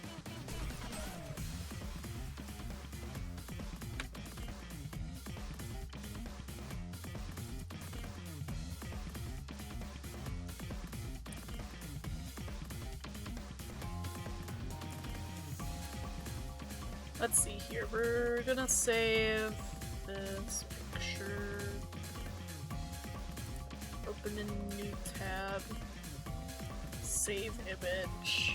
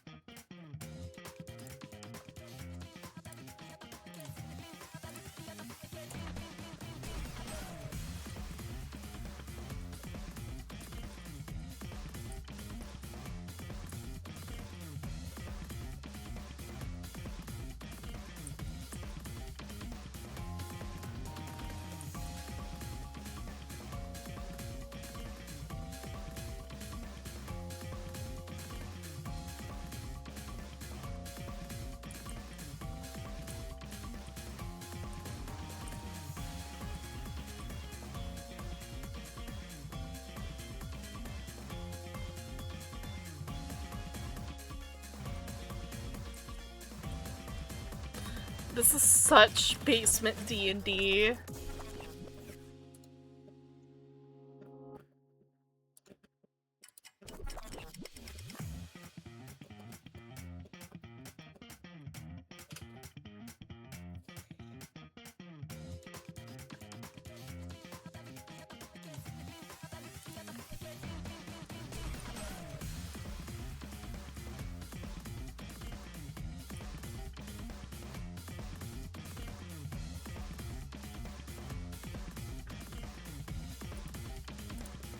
So cool.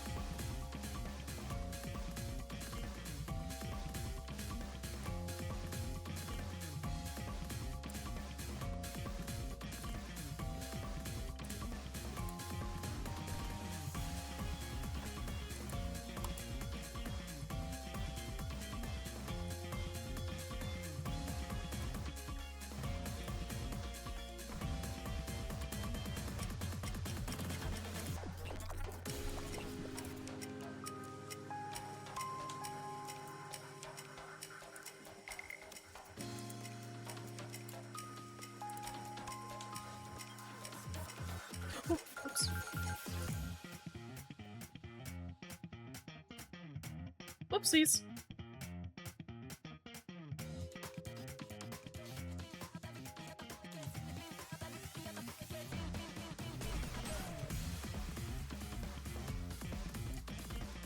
But yeah, no, I love looking into stuff.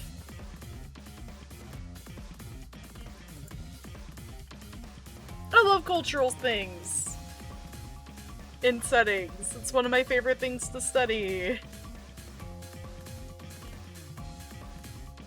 I am a sucker for stuff like that.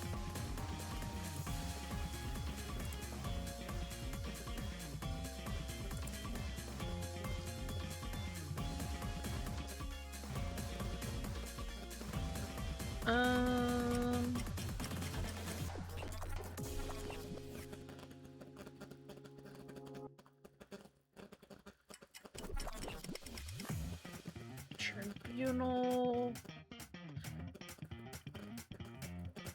Okay, so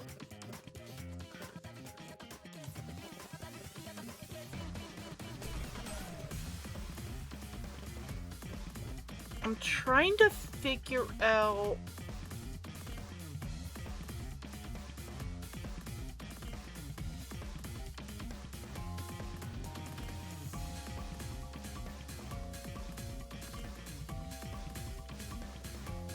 names of places.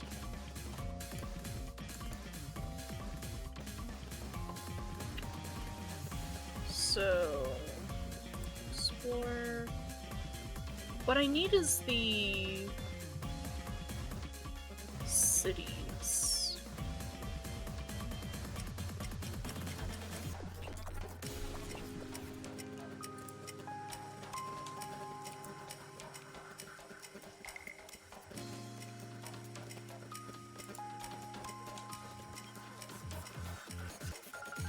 You know what? Let's go to maps.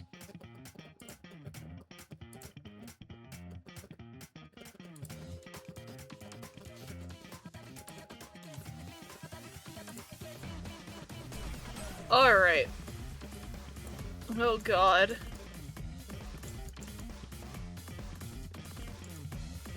God, there is no god here. I have to show you guys this freaking map.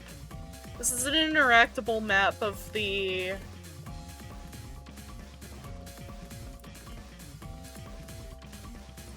Ebberon world. This is gonna be awful.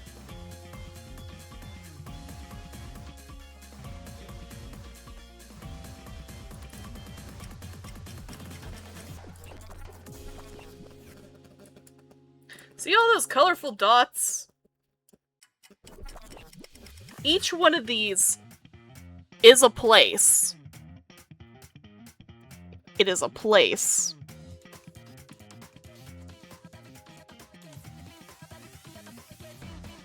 Gods have mercy upon my soul. I'm not looking forward to this.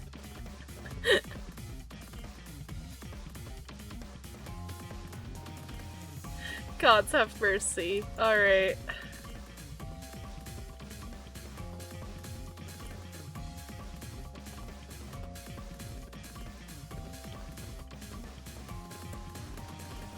I'm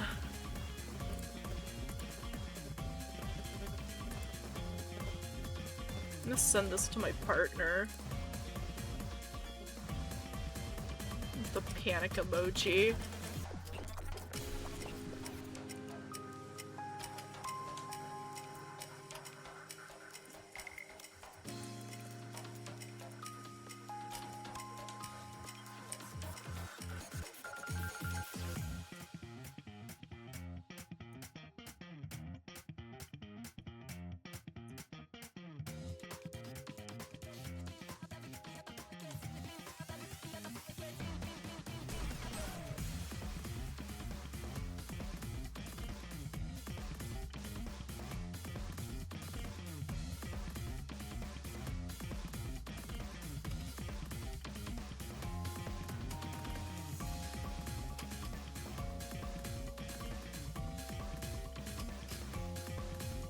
Yeah, no, the map is awful.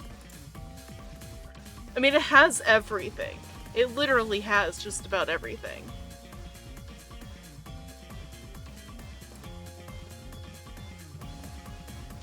But dear freaking god, Ebberon is huge.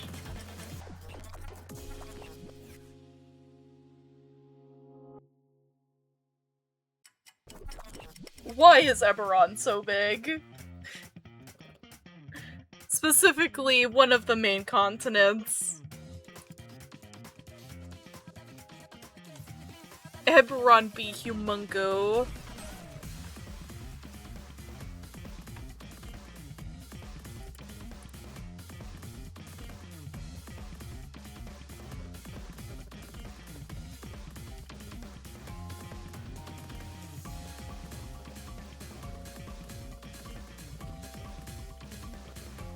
Demon Waste, the Shadow Marshes, the Rome.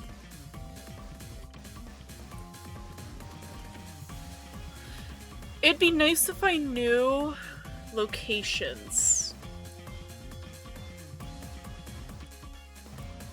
in this game, in this place. I do not know Ebberon as much as other places.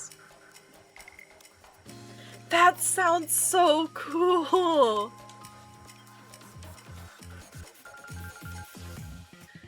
So there's an area that's literally called the Field of Ruin. And there's just a glass plateau here. And there's just so many ruins here.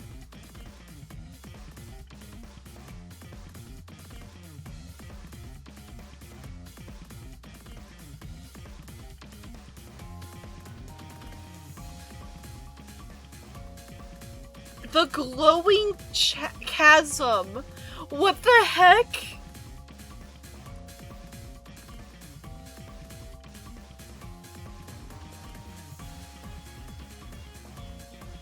Field of Elementals. What? Huh?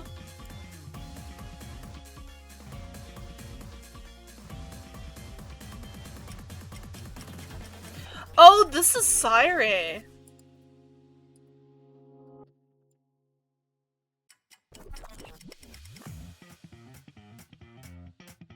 Oh, this is the...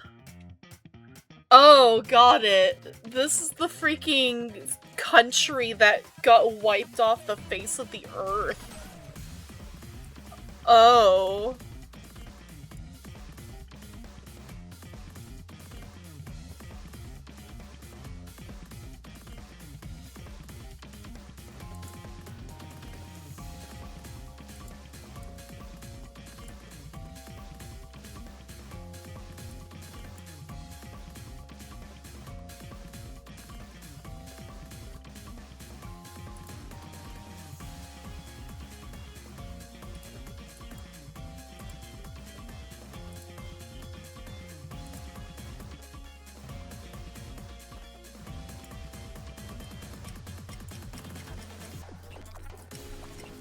Mountains.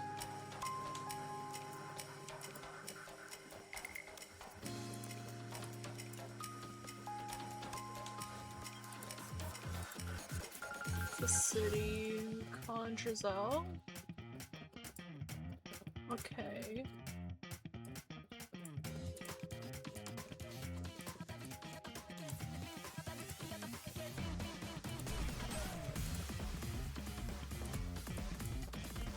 Interesting.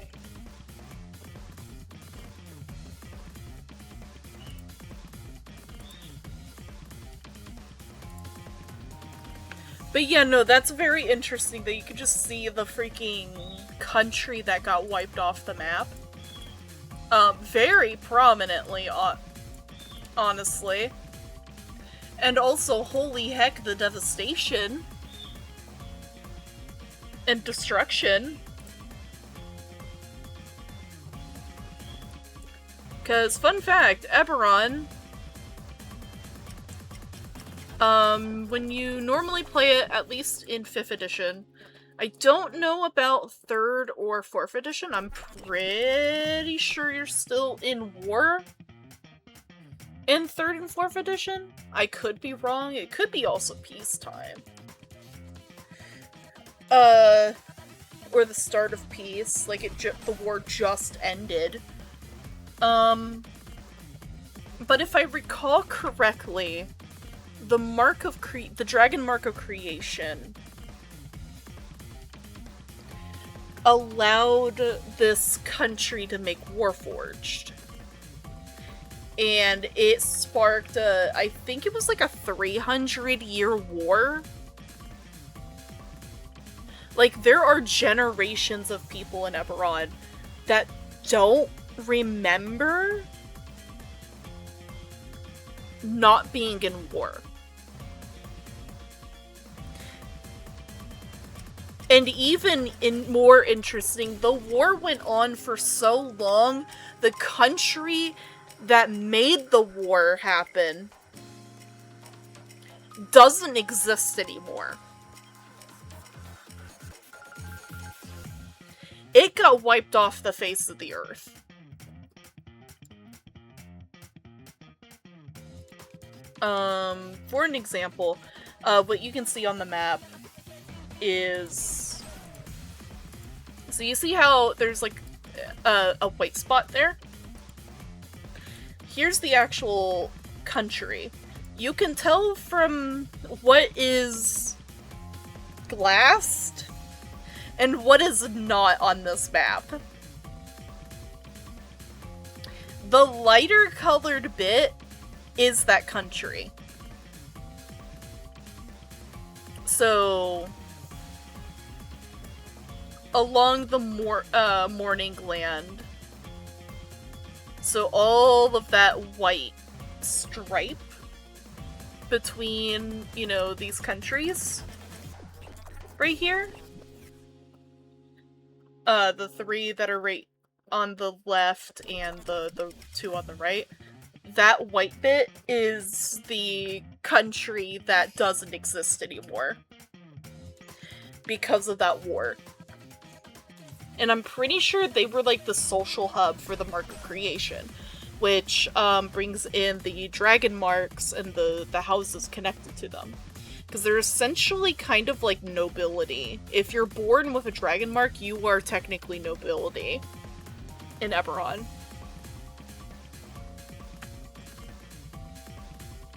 But yeah, no, this is awful.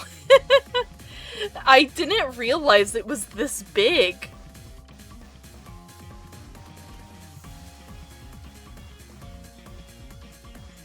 But there's an actual spot that just calls itself the freaking Glass Plateau.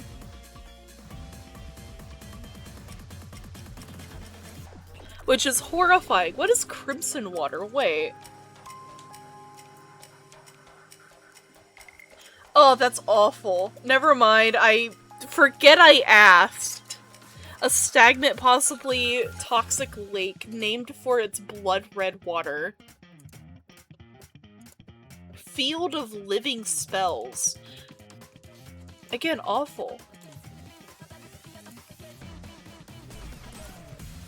Majin?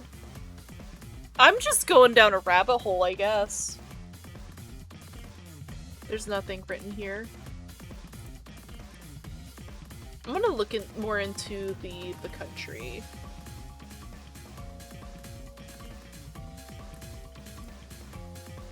Metrol. Called the Rising City. Created once a great metropolis standing beside the Sari River on the eastern border, now a ruined city lying in the eastern boundary of the Mournland.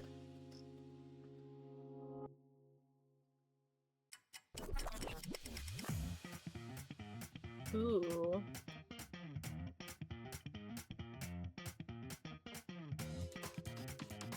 Also, a very interesting bit with Ebberon.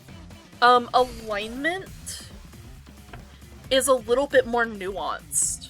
So, I think if I remember right, any creature can technically be any alignment. So like you could run into a chaotic good beholder and stuff like that.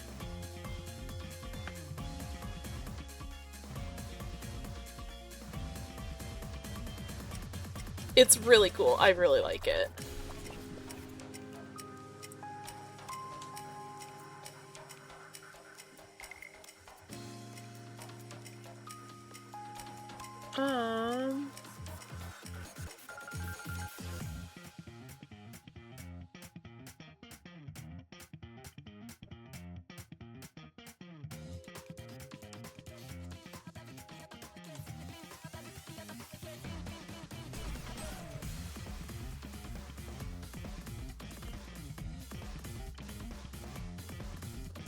Interesting.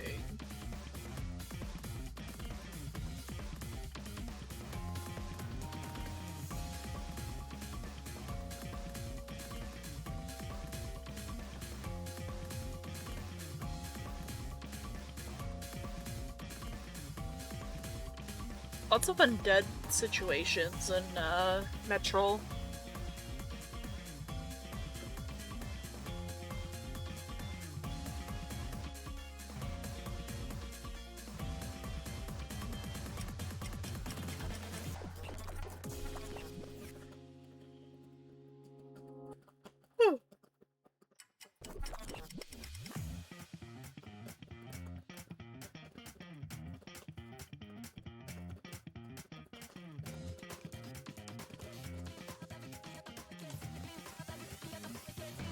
Ghost beasts wander the city at night. These ghost beasts are described as scavengers being vaguely humanoid with hairless, translucent skin. They apparently glow as with a pale internal light. Oh, that's awful. They some scavengers believe they are ghosts of slain citizens. Others that they are guardian spirits that once placed by the Cyron royal family to defend the city, and the rest didn't care, just trying to slay them if they cross paths. Oh, that's so cool!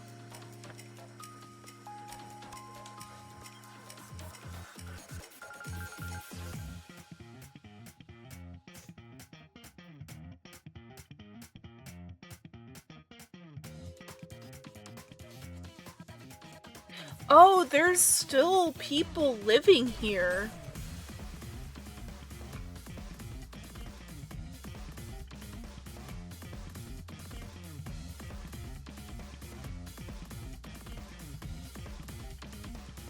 Oh, that's cool.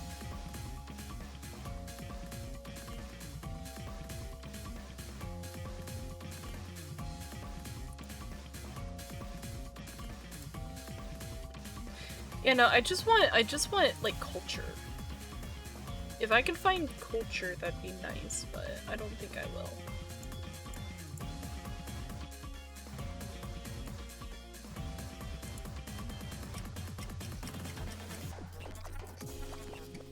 I'll just like scroll through through here and see if I can find anything about culture.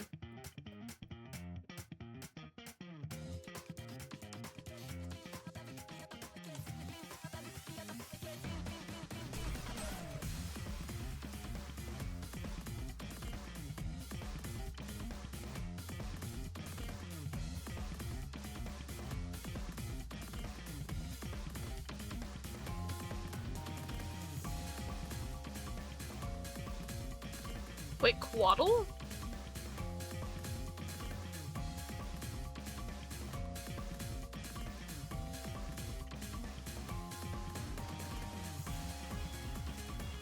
How in the world are the Quaddles here?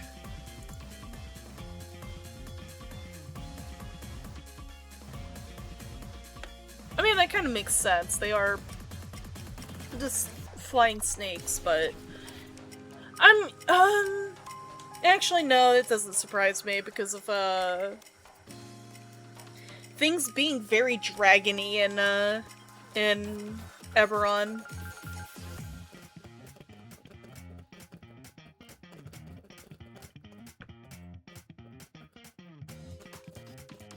And psionic. Because there's a lot of psionic stuff in Ebberon too.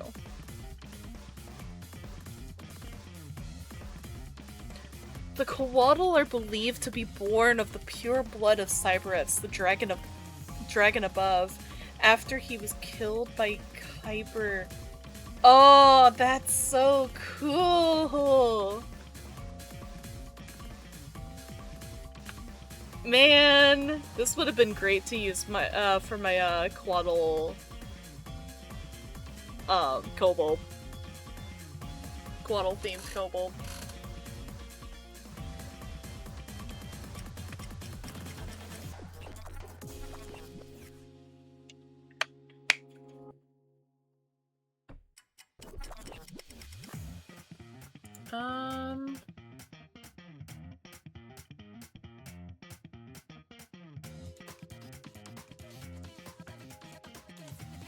Let me see here.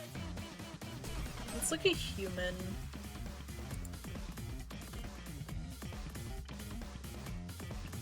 Most populous race. Barbarian, demon waste, and relish noble. I guess we would probably be in Breland.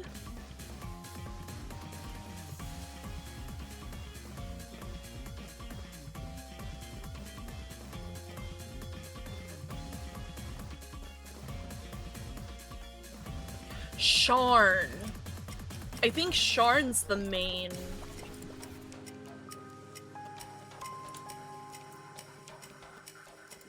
Hang on, let me go back to the map.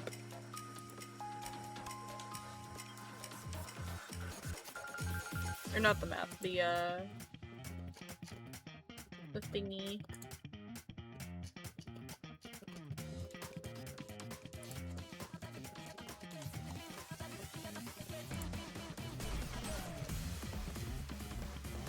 I think I'm looking for Sharn, which is, I think, the main city of Ebberon. Like, the default you normally run here.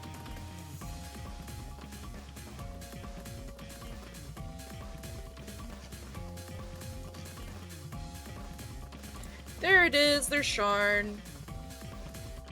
Yeah!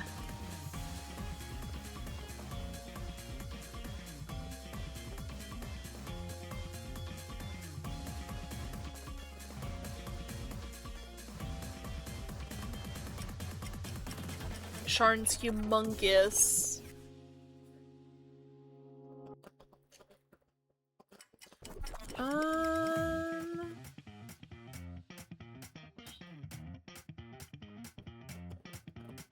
Oh no.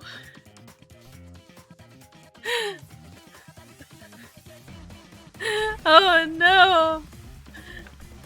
I am a changeling being raised by humans. This is going to be adopted and raised by humans. This is gonna get interesting. Oh no. Oh, my back.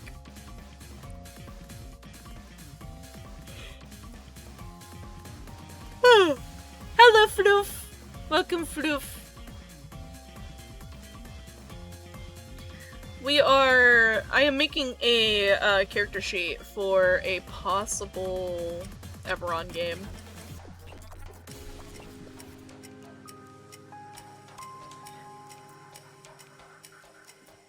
Yeah, it's a 3-finder with spheres of power.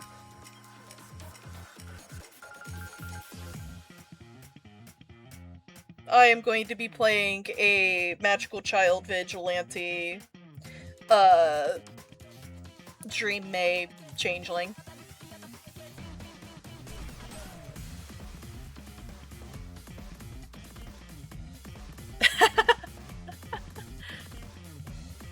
You're okay, hon. Okay, so I'm gonna actually do my stuff. So we're 3rd level. I think I have everything here. So I'm just gonna copy. We're gonna do our normal. Just copy and paste.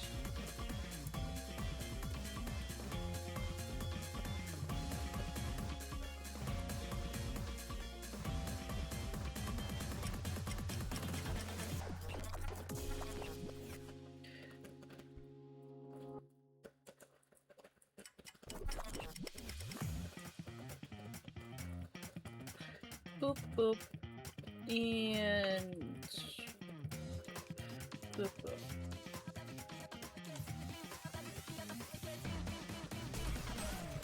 Heck yeah! Yeah, tomorrow, I'm gonna be doing either King's Fall or Garden for raid night.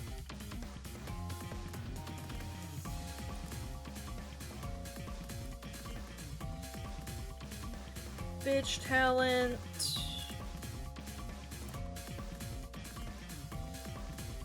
Whoops.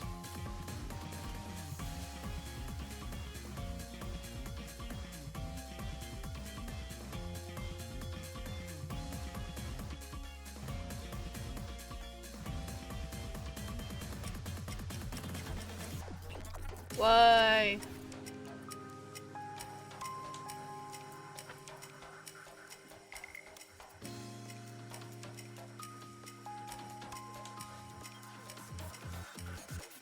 Okay, apparently I am not allowed to.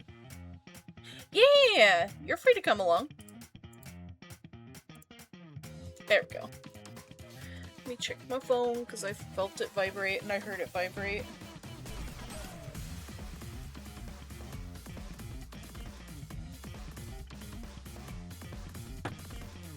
I'll just keep it on top.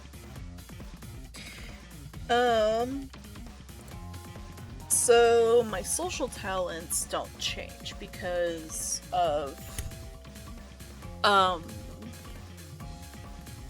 my archetype. So I have 1 and 2.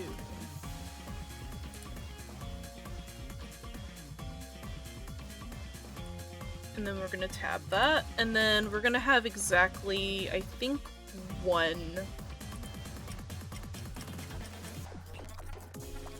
Vig talent. Because I trade most of mine. Yeah, we'll have 1 Vig talent.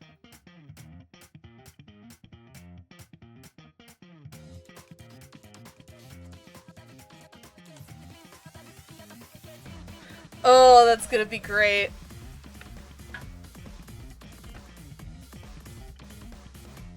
So let me go here and see what all changes.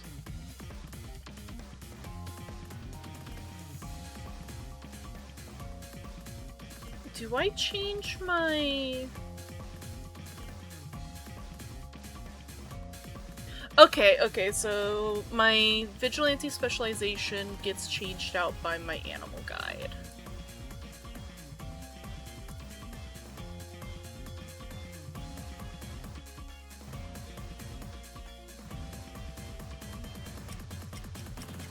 There it is.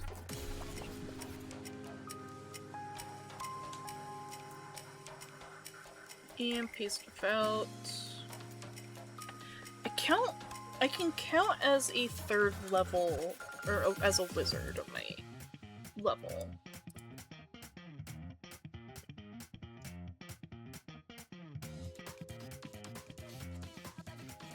So...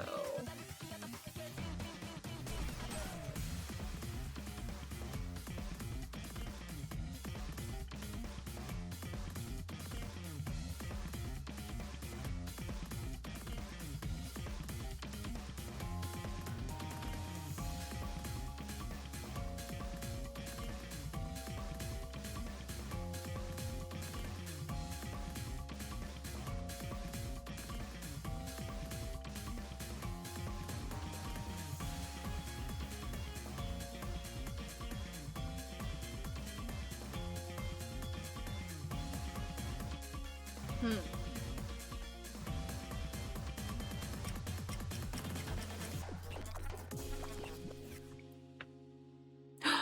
Hello, my Lily. Bow bow. You're allowed to have cheeseburger. I would make you cheeseburger. So yes, you get cheeseburger.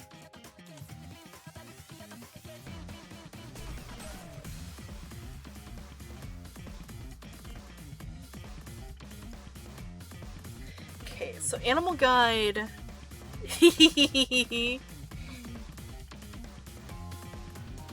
Is the bow bow.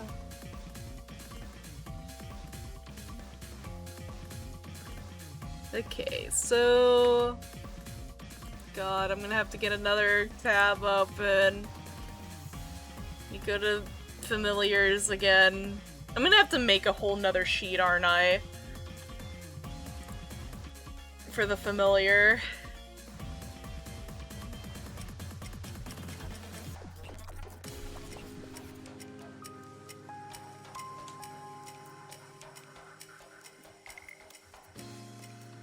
Where is it?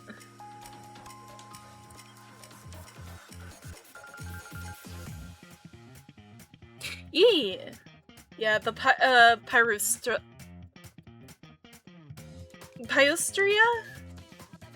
It's a chaotic neutral diminutive dragon.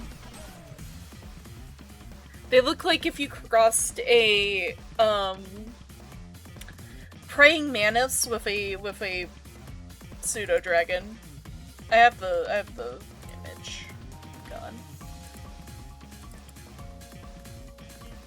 There's the goober. That's what's gonna be our animal companion. They're like the size of a phone.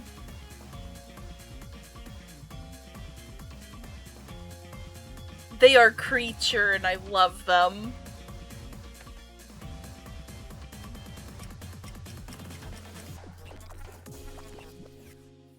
I am such a sucker for Pathfinder monsters.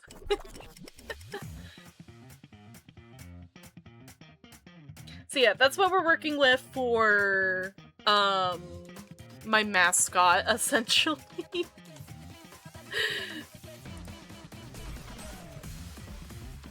Quote, this minuscule dragon's transparent wings and large eyes resemble those of a praying mantis. Its form glows bright with an inner fire. If they get hurt, I have to heal them with fire damage. So I literally have to set my animal companion, or not animal companion, my familiar on fire to heal them.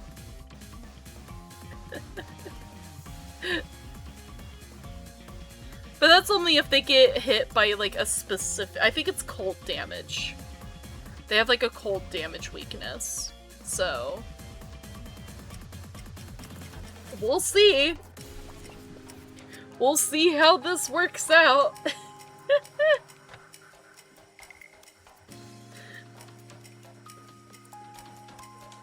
Considering we're using,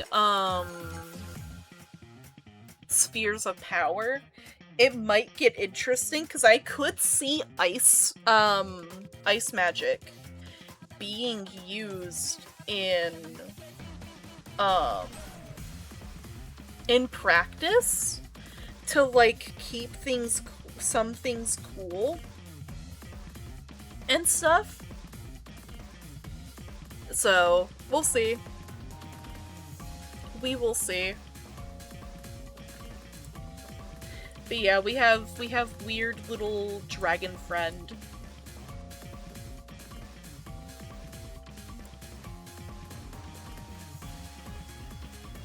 There we go. Fixing my stuff. But yeah. They have a good fly speed. They have a 60-foot fly- Wait, they have a 60-foot fly speed. What the heck? And they have a better initiative than I do. That's funny.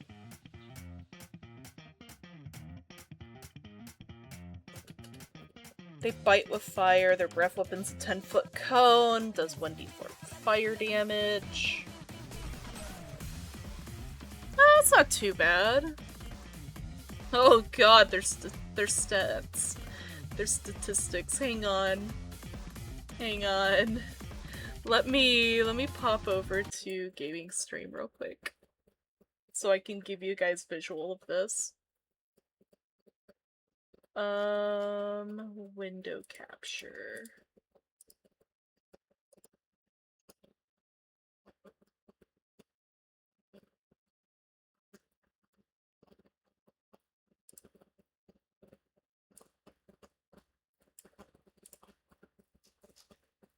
No, not chat box. I want window capture. Thank you.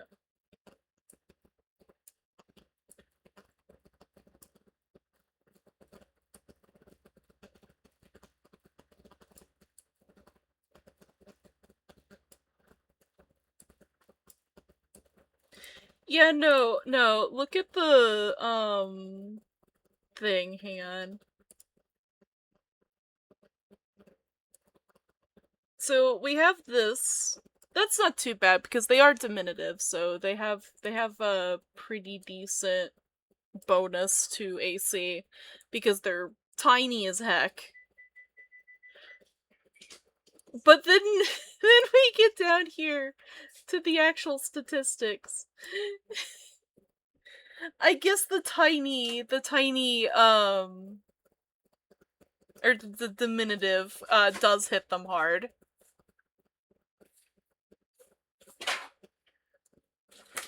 With the 6 strength and 5 intelligence.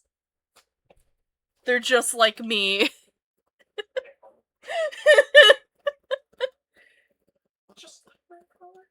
I'm looking at the my familiars stuff. Diminutive 5 strength? Yeah, that sounds bad. Yeah, it has 16 AC. Dang.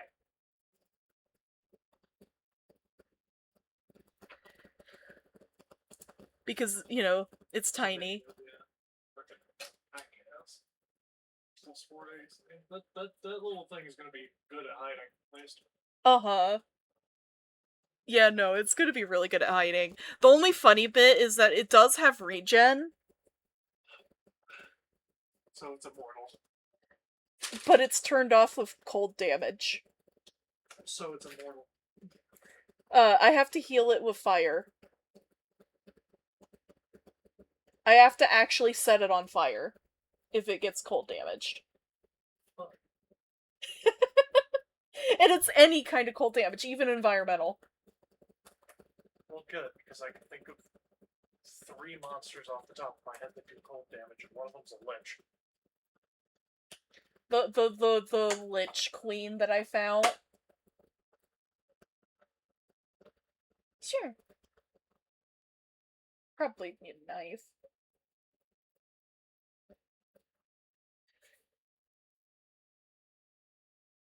But yeah, I can have it, because I'm 3rd level. I can have this specific familiar. Because it's, chaotic neutral, but within 1 step. And I'm chaotic good, so.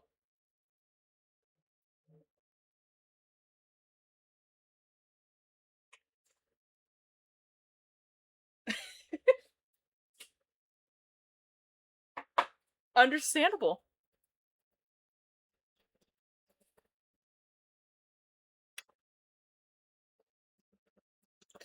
But yeah, it's really cool. It has fast healing 1, so it's not like insane healing. So it's not regeneration.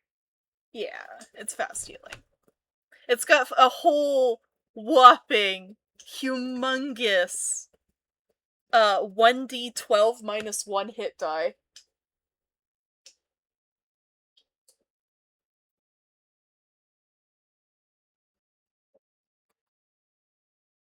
It is still a dragon after all.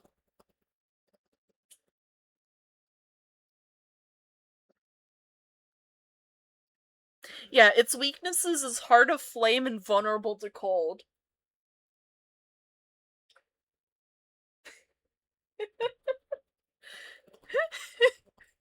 It's so silly and I love him. But yeah, no, my concept for it, right, is that it's one of the freaking dream demons. The quarry. But it's a more neutral good technical aligned. Huh? So how's it here? Fun fact, the one specifically that I'm going with that fits really well with this is a shapeshifter. It takes pieces of itself and puts it on the prime material to study humans. Well, the whole point of the Quarry War is that they couldn't come onto the material plane at all by any means. That's why they created the Kalishtar.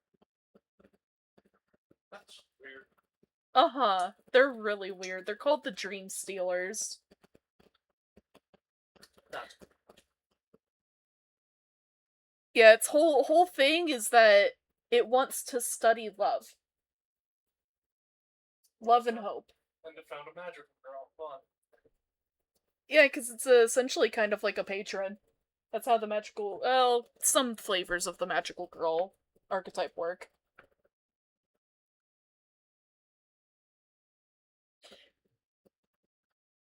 It's very fun. I love it.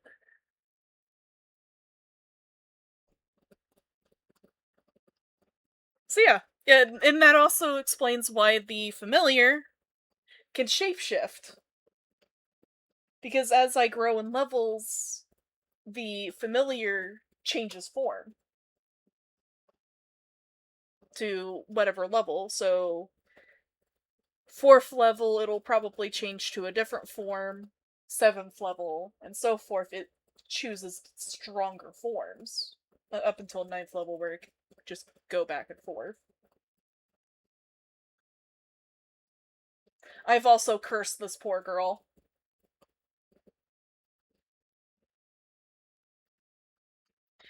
The two flaws I went with was coat of arms.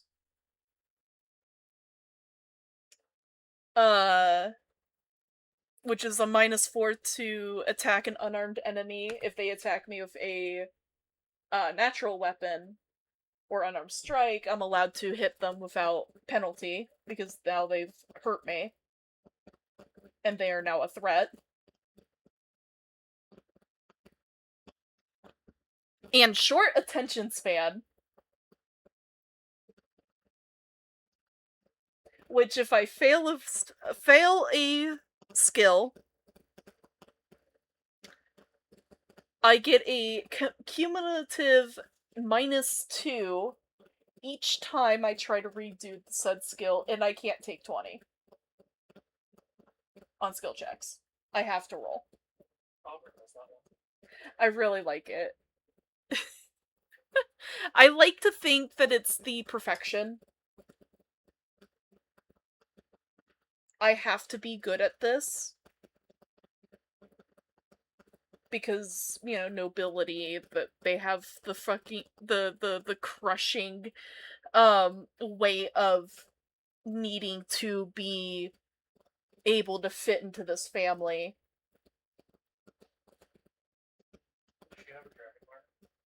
That I've been thinking on that. I don't know if they have a dragon mark or not. True. That would be fun to do a dragon mark. I mean, they're human changelings, so because of how changelings work.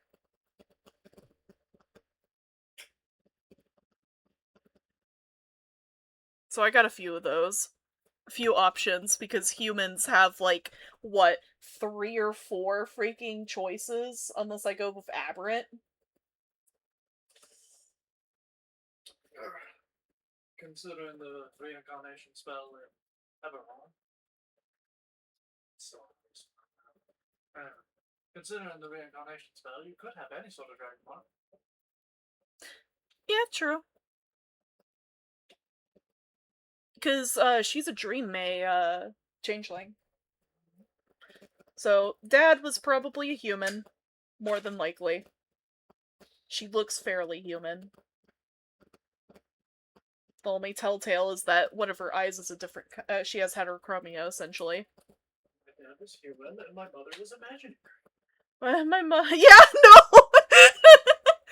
Dream May. Oh god, she was! Because Night Hags, because I'm making the Dream May like a offshoot of the Night Hag. So freaking Night Hags have a tendency to mess with the quarry in the world of dreams. Yeah, my dad told me that he just had a really interesting dream and that he found me in a cradle the next morning.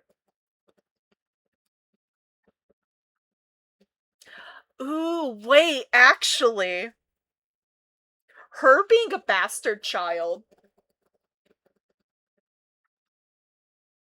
because her backstory, her dad's not around a lot that I'm cooking up, and her mom, her adoptive mom, is the one that's essentially raising her to be more princely, and then the uncle is her tutor, her mom's brother,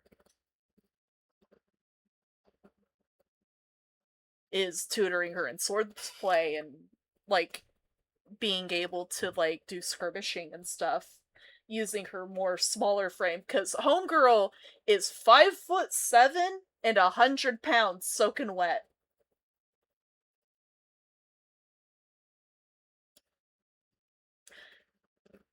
Me and Overcast were making jokes about poor baby girl being the most twinkish of characters. So we have a addled ADHD princess magical girl brat and her maid. Yes.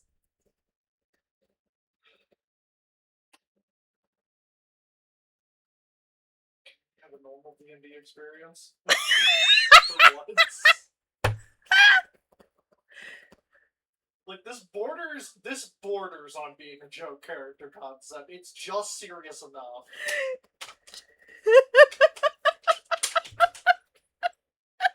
If it wasn't you doing it, I would have said that we had a joke character on our hands and been like, no.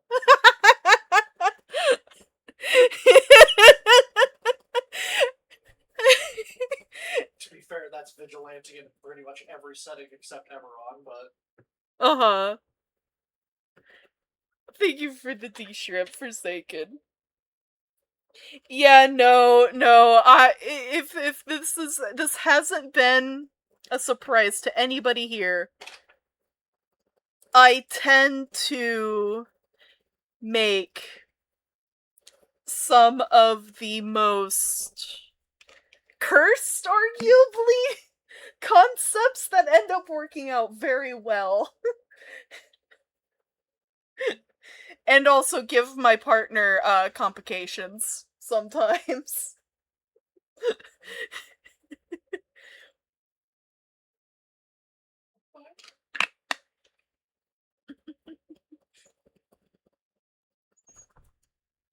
I'm not salty if that's what you're doing. Yeah, no, you're not salty. I know that. I know my ideas tend to be dumb. Yeah, no, I end up going with, you know what? What's a fun like trope or something in the setting I'm working on or working in? And nobility is very fun to play with in Ebberon, mostly because nobility's weird. So you're either part of one of the Dragonmark households, or you're like directly somehow some way tied to the royal family in the area that you're in. One of the two.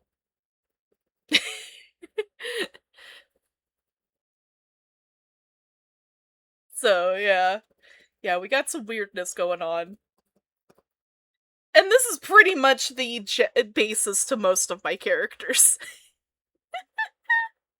Is I do weird stuff like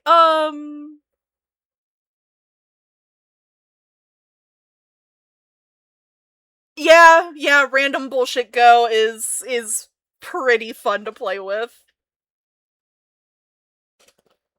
Like, I normally have a theme. I normally have something that I'm working with. In this case, Homegirl was raised as a boy. Um, to be taken seriously in a household that is essentially knights. So, uh, the magical girl bit is her embracing femininity and actually being herself for once.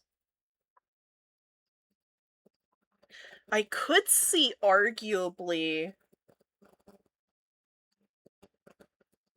um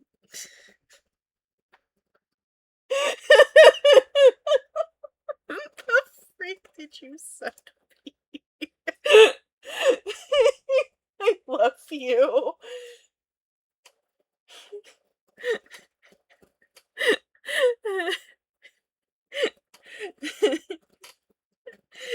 but um but yeah, so essentially the funnies of like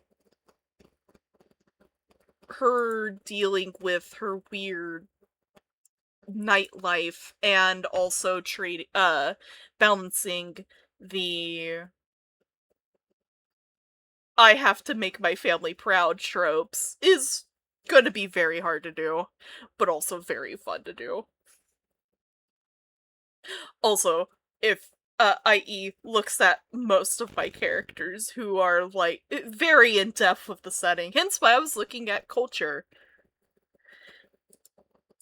No idea what city we're gonna be in with this. I could see Sharn, because that is like de facto Ebberon city, if I remember correctly. Normally. And probably be the easiest and have the most stuff on it. So it would be Brayland. I'm pretty sure. Um.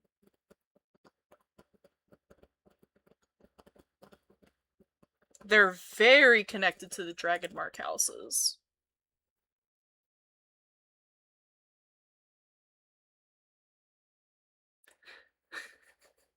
That's adorable. Is like me.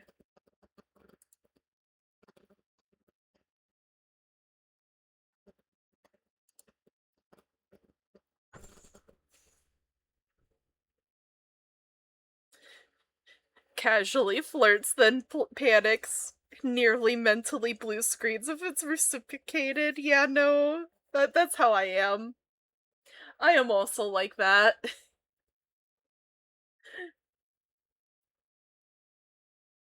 The only person I can flirt with is my partner. Most of the time, if I flirt with somebody, it's normally as a joke. What if I like I do know you like it. That's why I flirt with you. Oh, I'm not. Like a mother. I mean, you're free to like it if I flirt with other people. Most of the time, it's just me showing appreciation to them, too.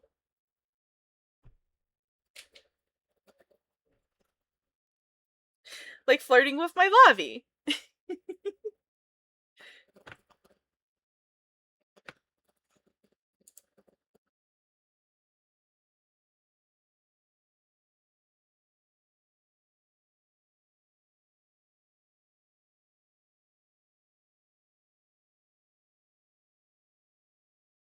Beautiful. Alright, let me pop back over to check stream. There we go. But yeah, no, I'll probably pivot over, take a break from sheet, and pivot over to character design. Because this is gonna be the one awful thing that I have to deal with.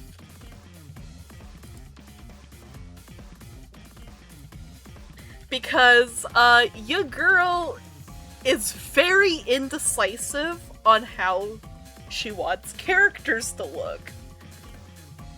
Luckily, we're dealing with, more Victorian themes. So, that'll be something to be looking at, is more Victorian style. The one funny thing is Victorian style and magical girl can get interesting. I could go with, like, Lolita? Maybe? Let me do some Google stuff and see.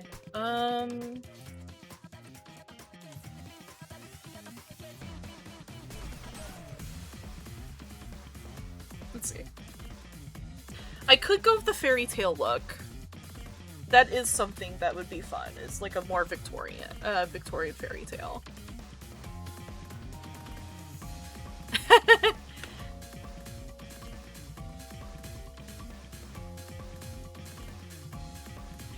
True. Sometimes D&D meetups just end up turning into a social hour.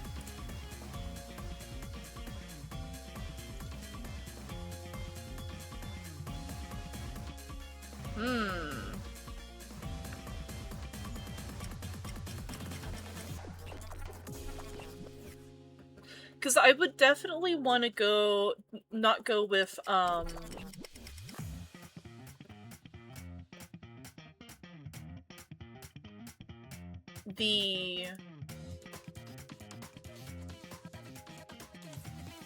Oh, that's good.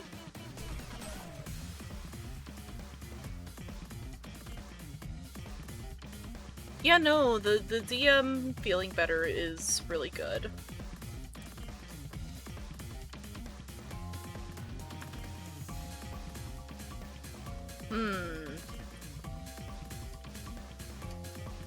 How do I want to do this? I could go with the idea that I had last night, which was fairy tales.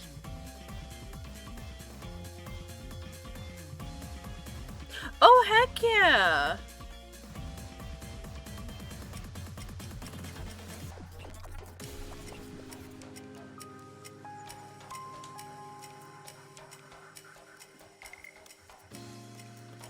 I wonder. I'm trying to think. If I were to do fairy tale vibe,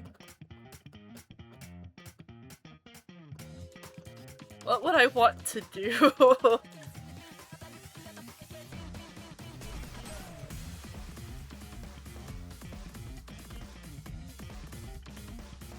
On one hand, could do Alice in Wonderland, because that's, like, very dreamy.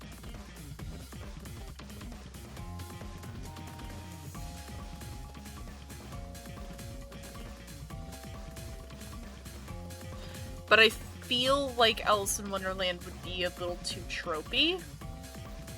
IMO. And the design's used a lot, even though it is one of my favorite stories.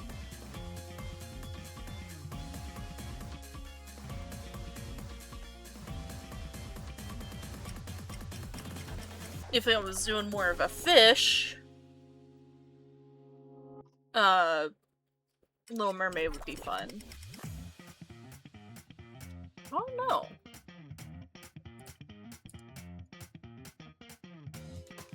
Yeah, stay safe, man.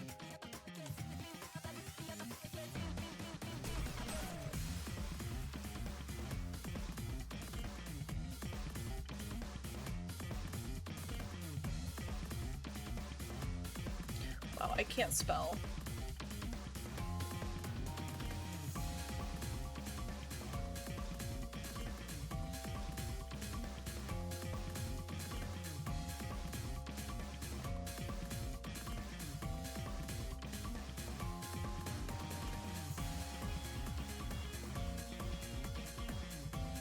Hmm.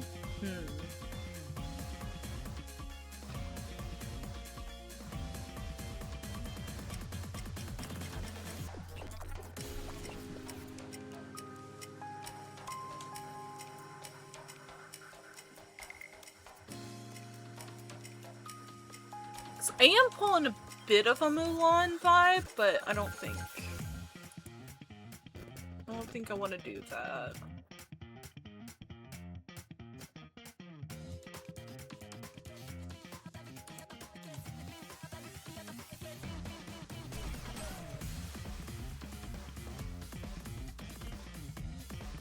Hmm.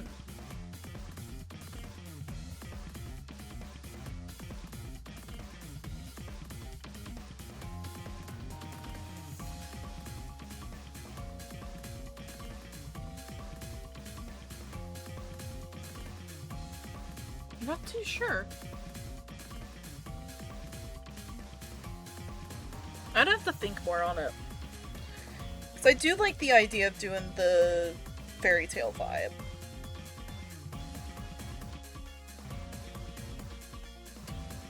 Could play around with like the little Red Riding Hood or something.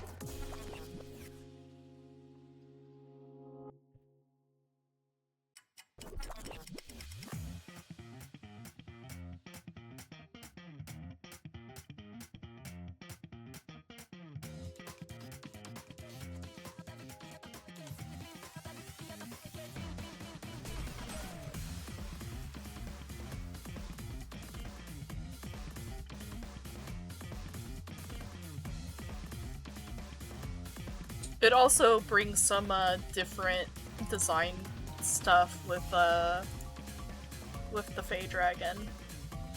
Little creature.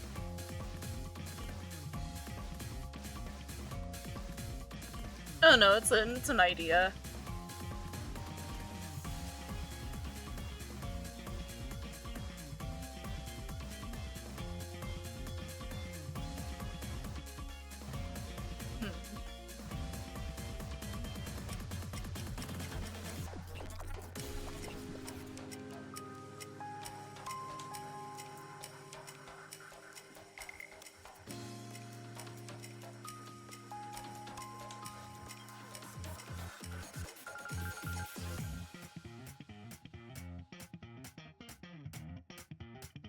Yeah, I'm not too sure.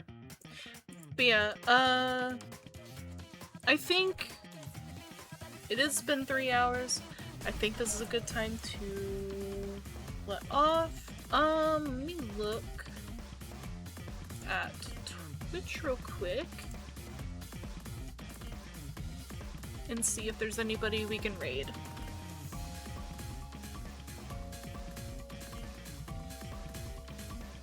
Does not look like it yet.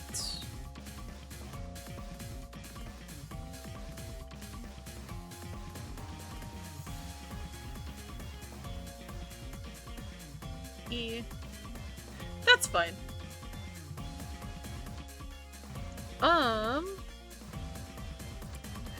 With that, I think that's about it for me. Tomorrow we're doing raid night. We're either doing King's Fall or either King's Fall or freaking hell, I can't remember. Garden. We're either doing Garden or King's Fall. So be looking forward to that. Other than that, I hope you guys have a good night. Stay safe. I don't have to come and protect you. And goodbye! Stay safe, everybody. Goodbye. Goodbye. Thank you, Kofi Bot, for pushing out my Kofi.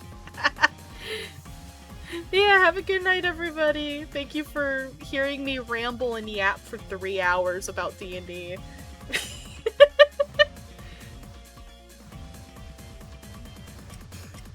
Yeah, bye-bye.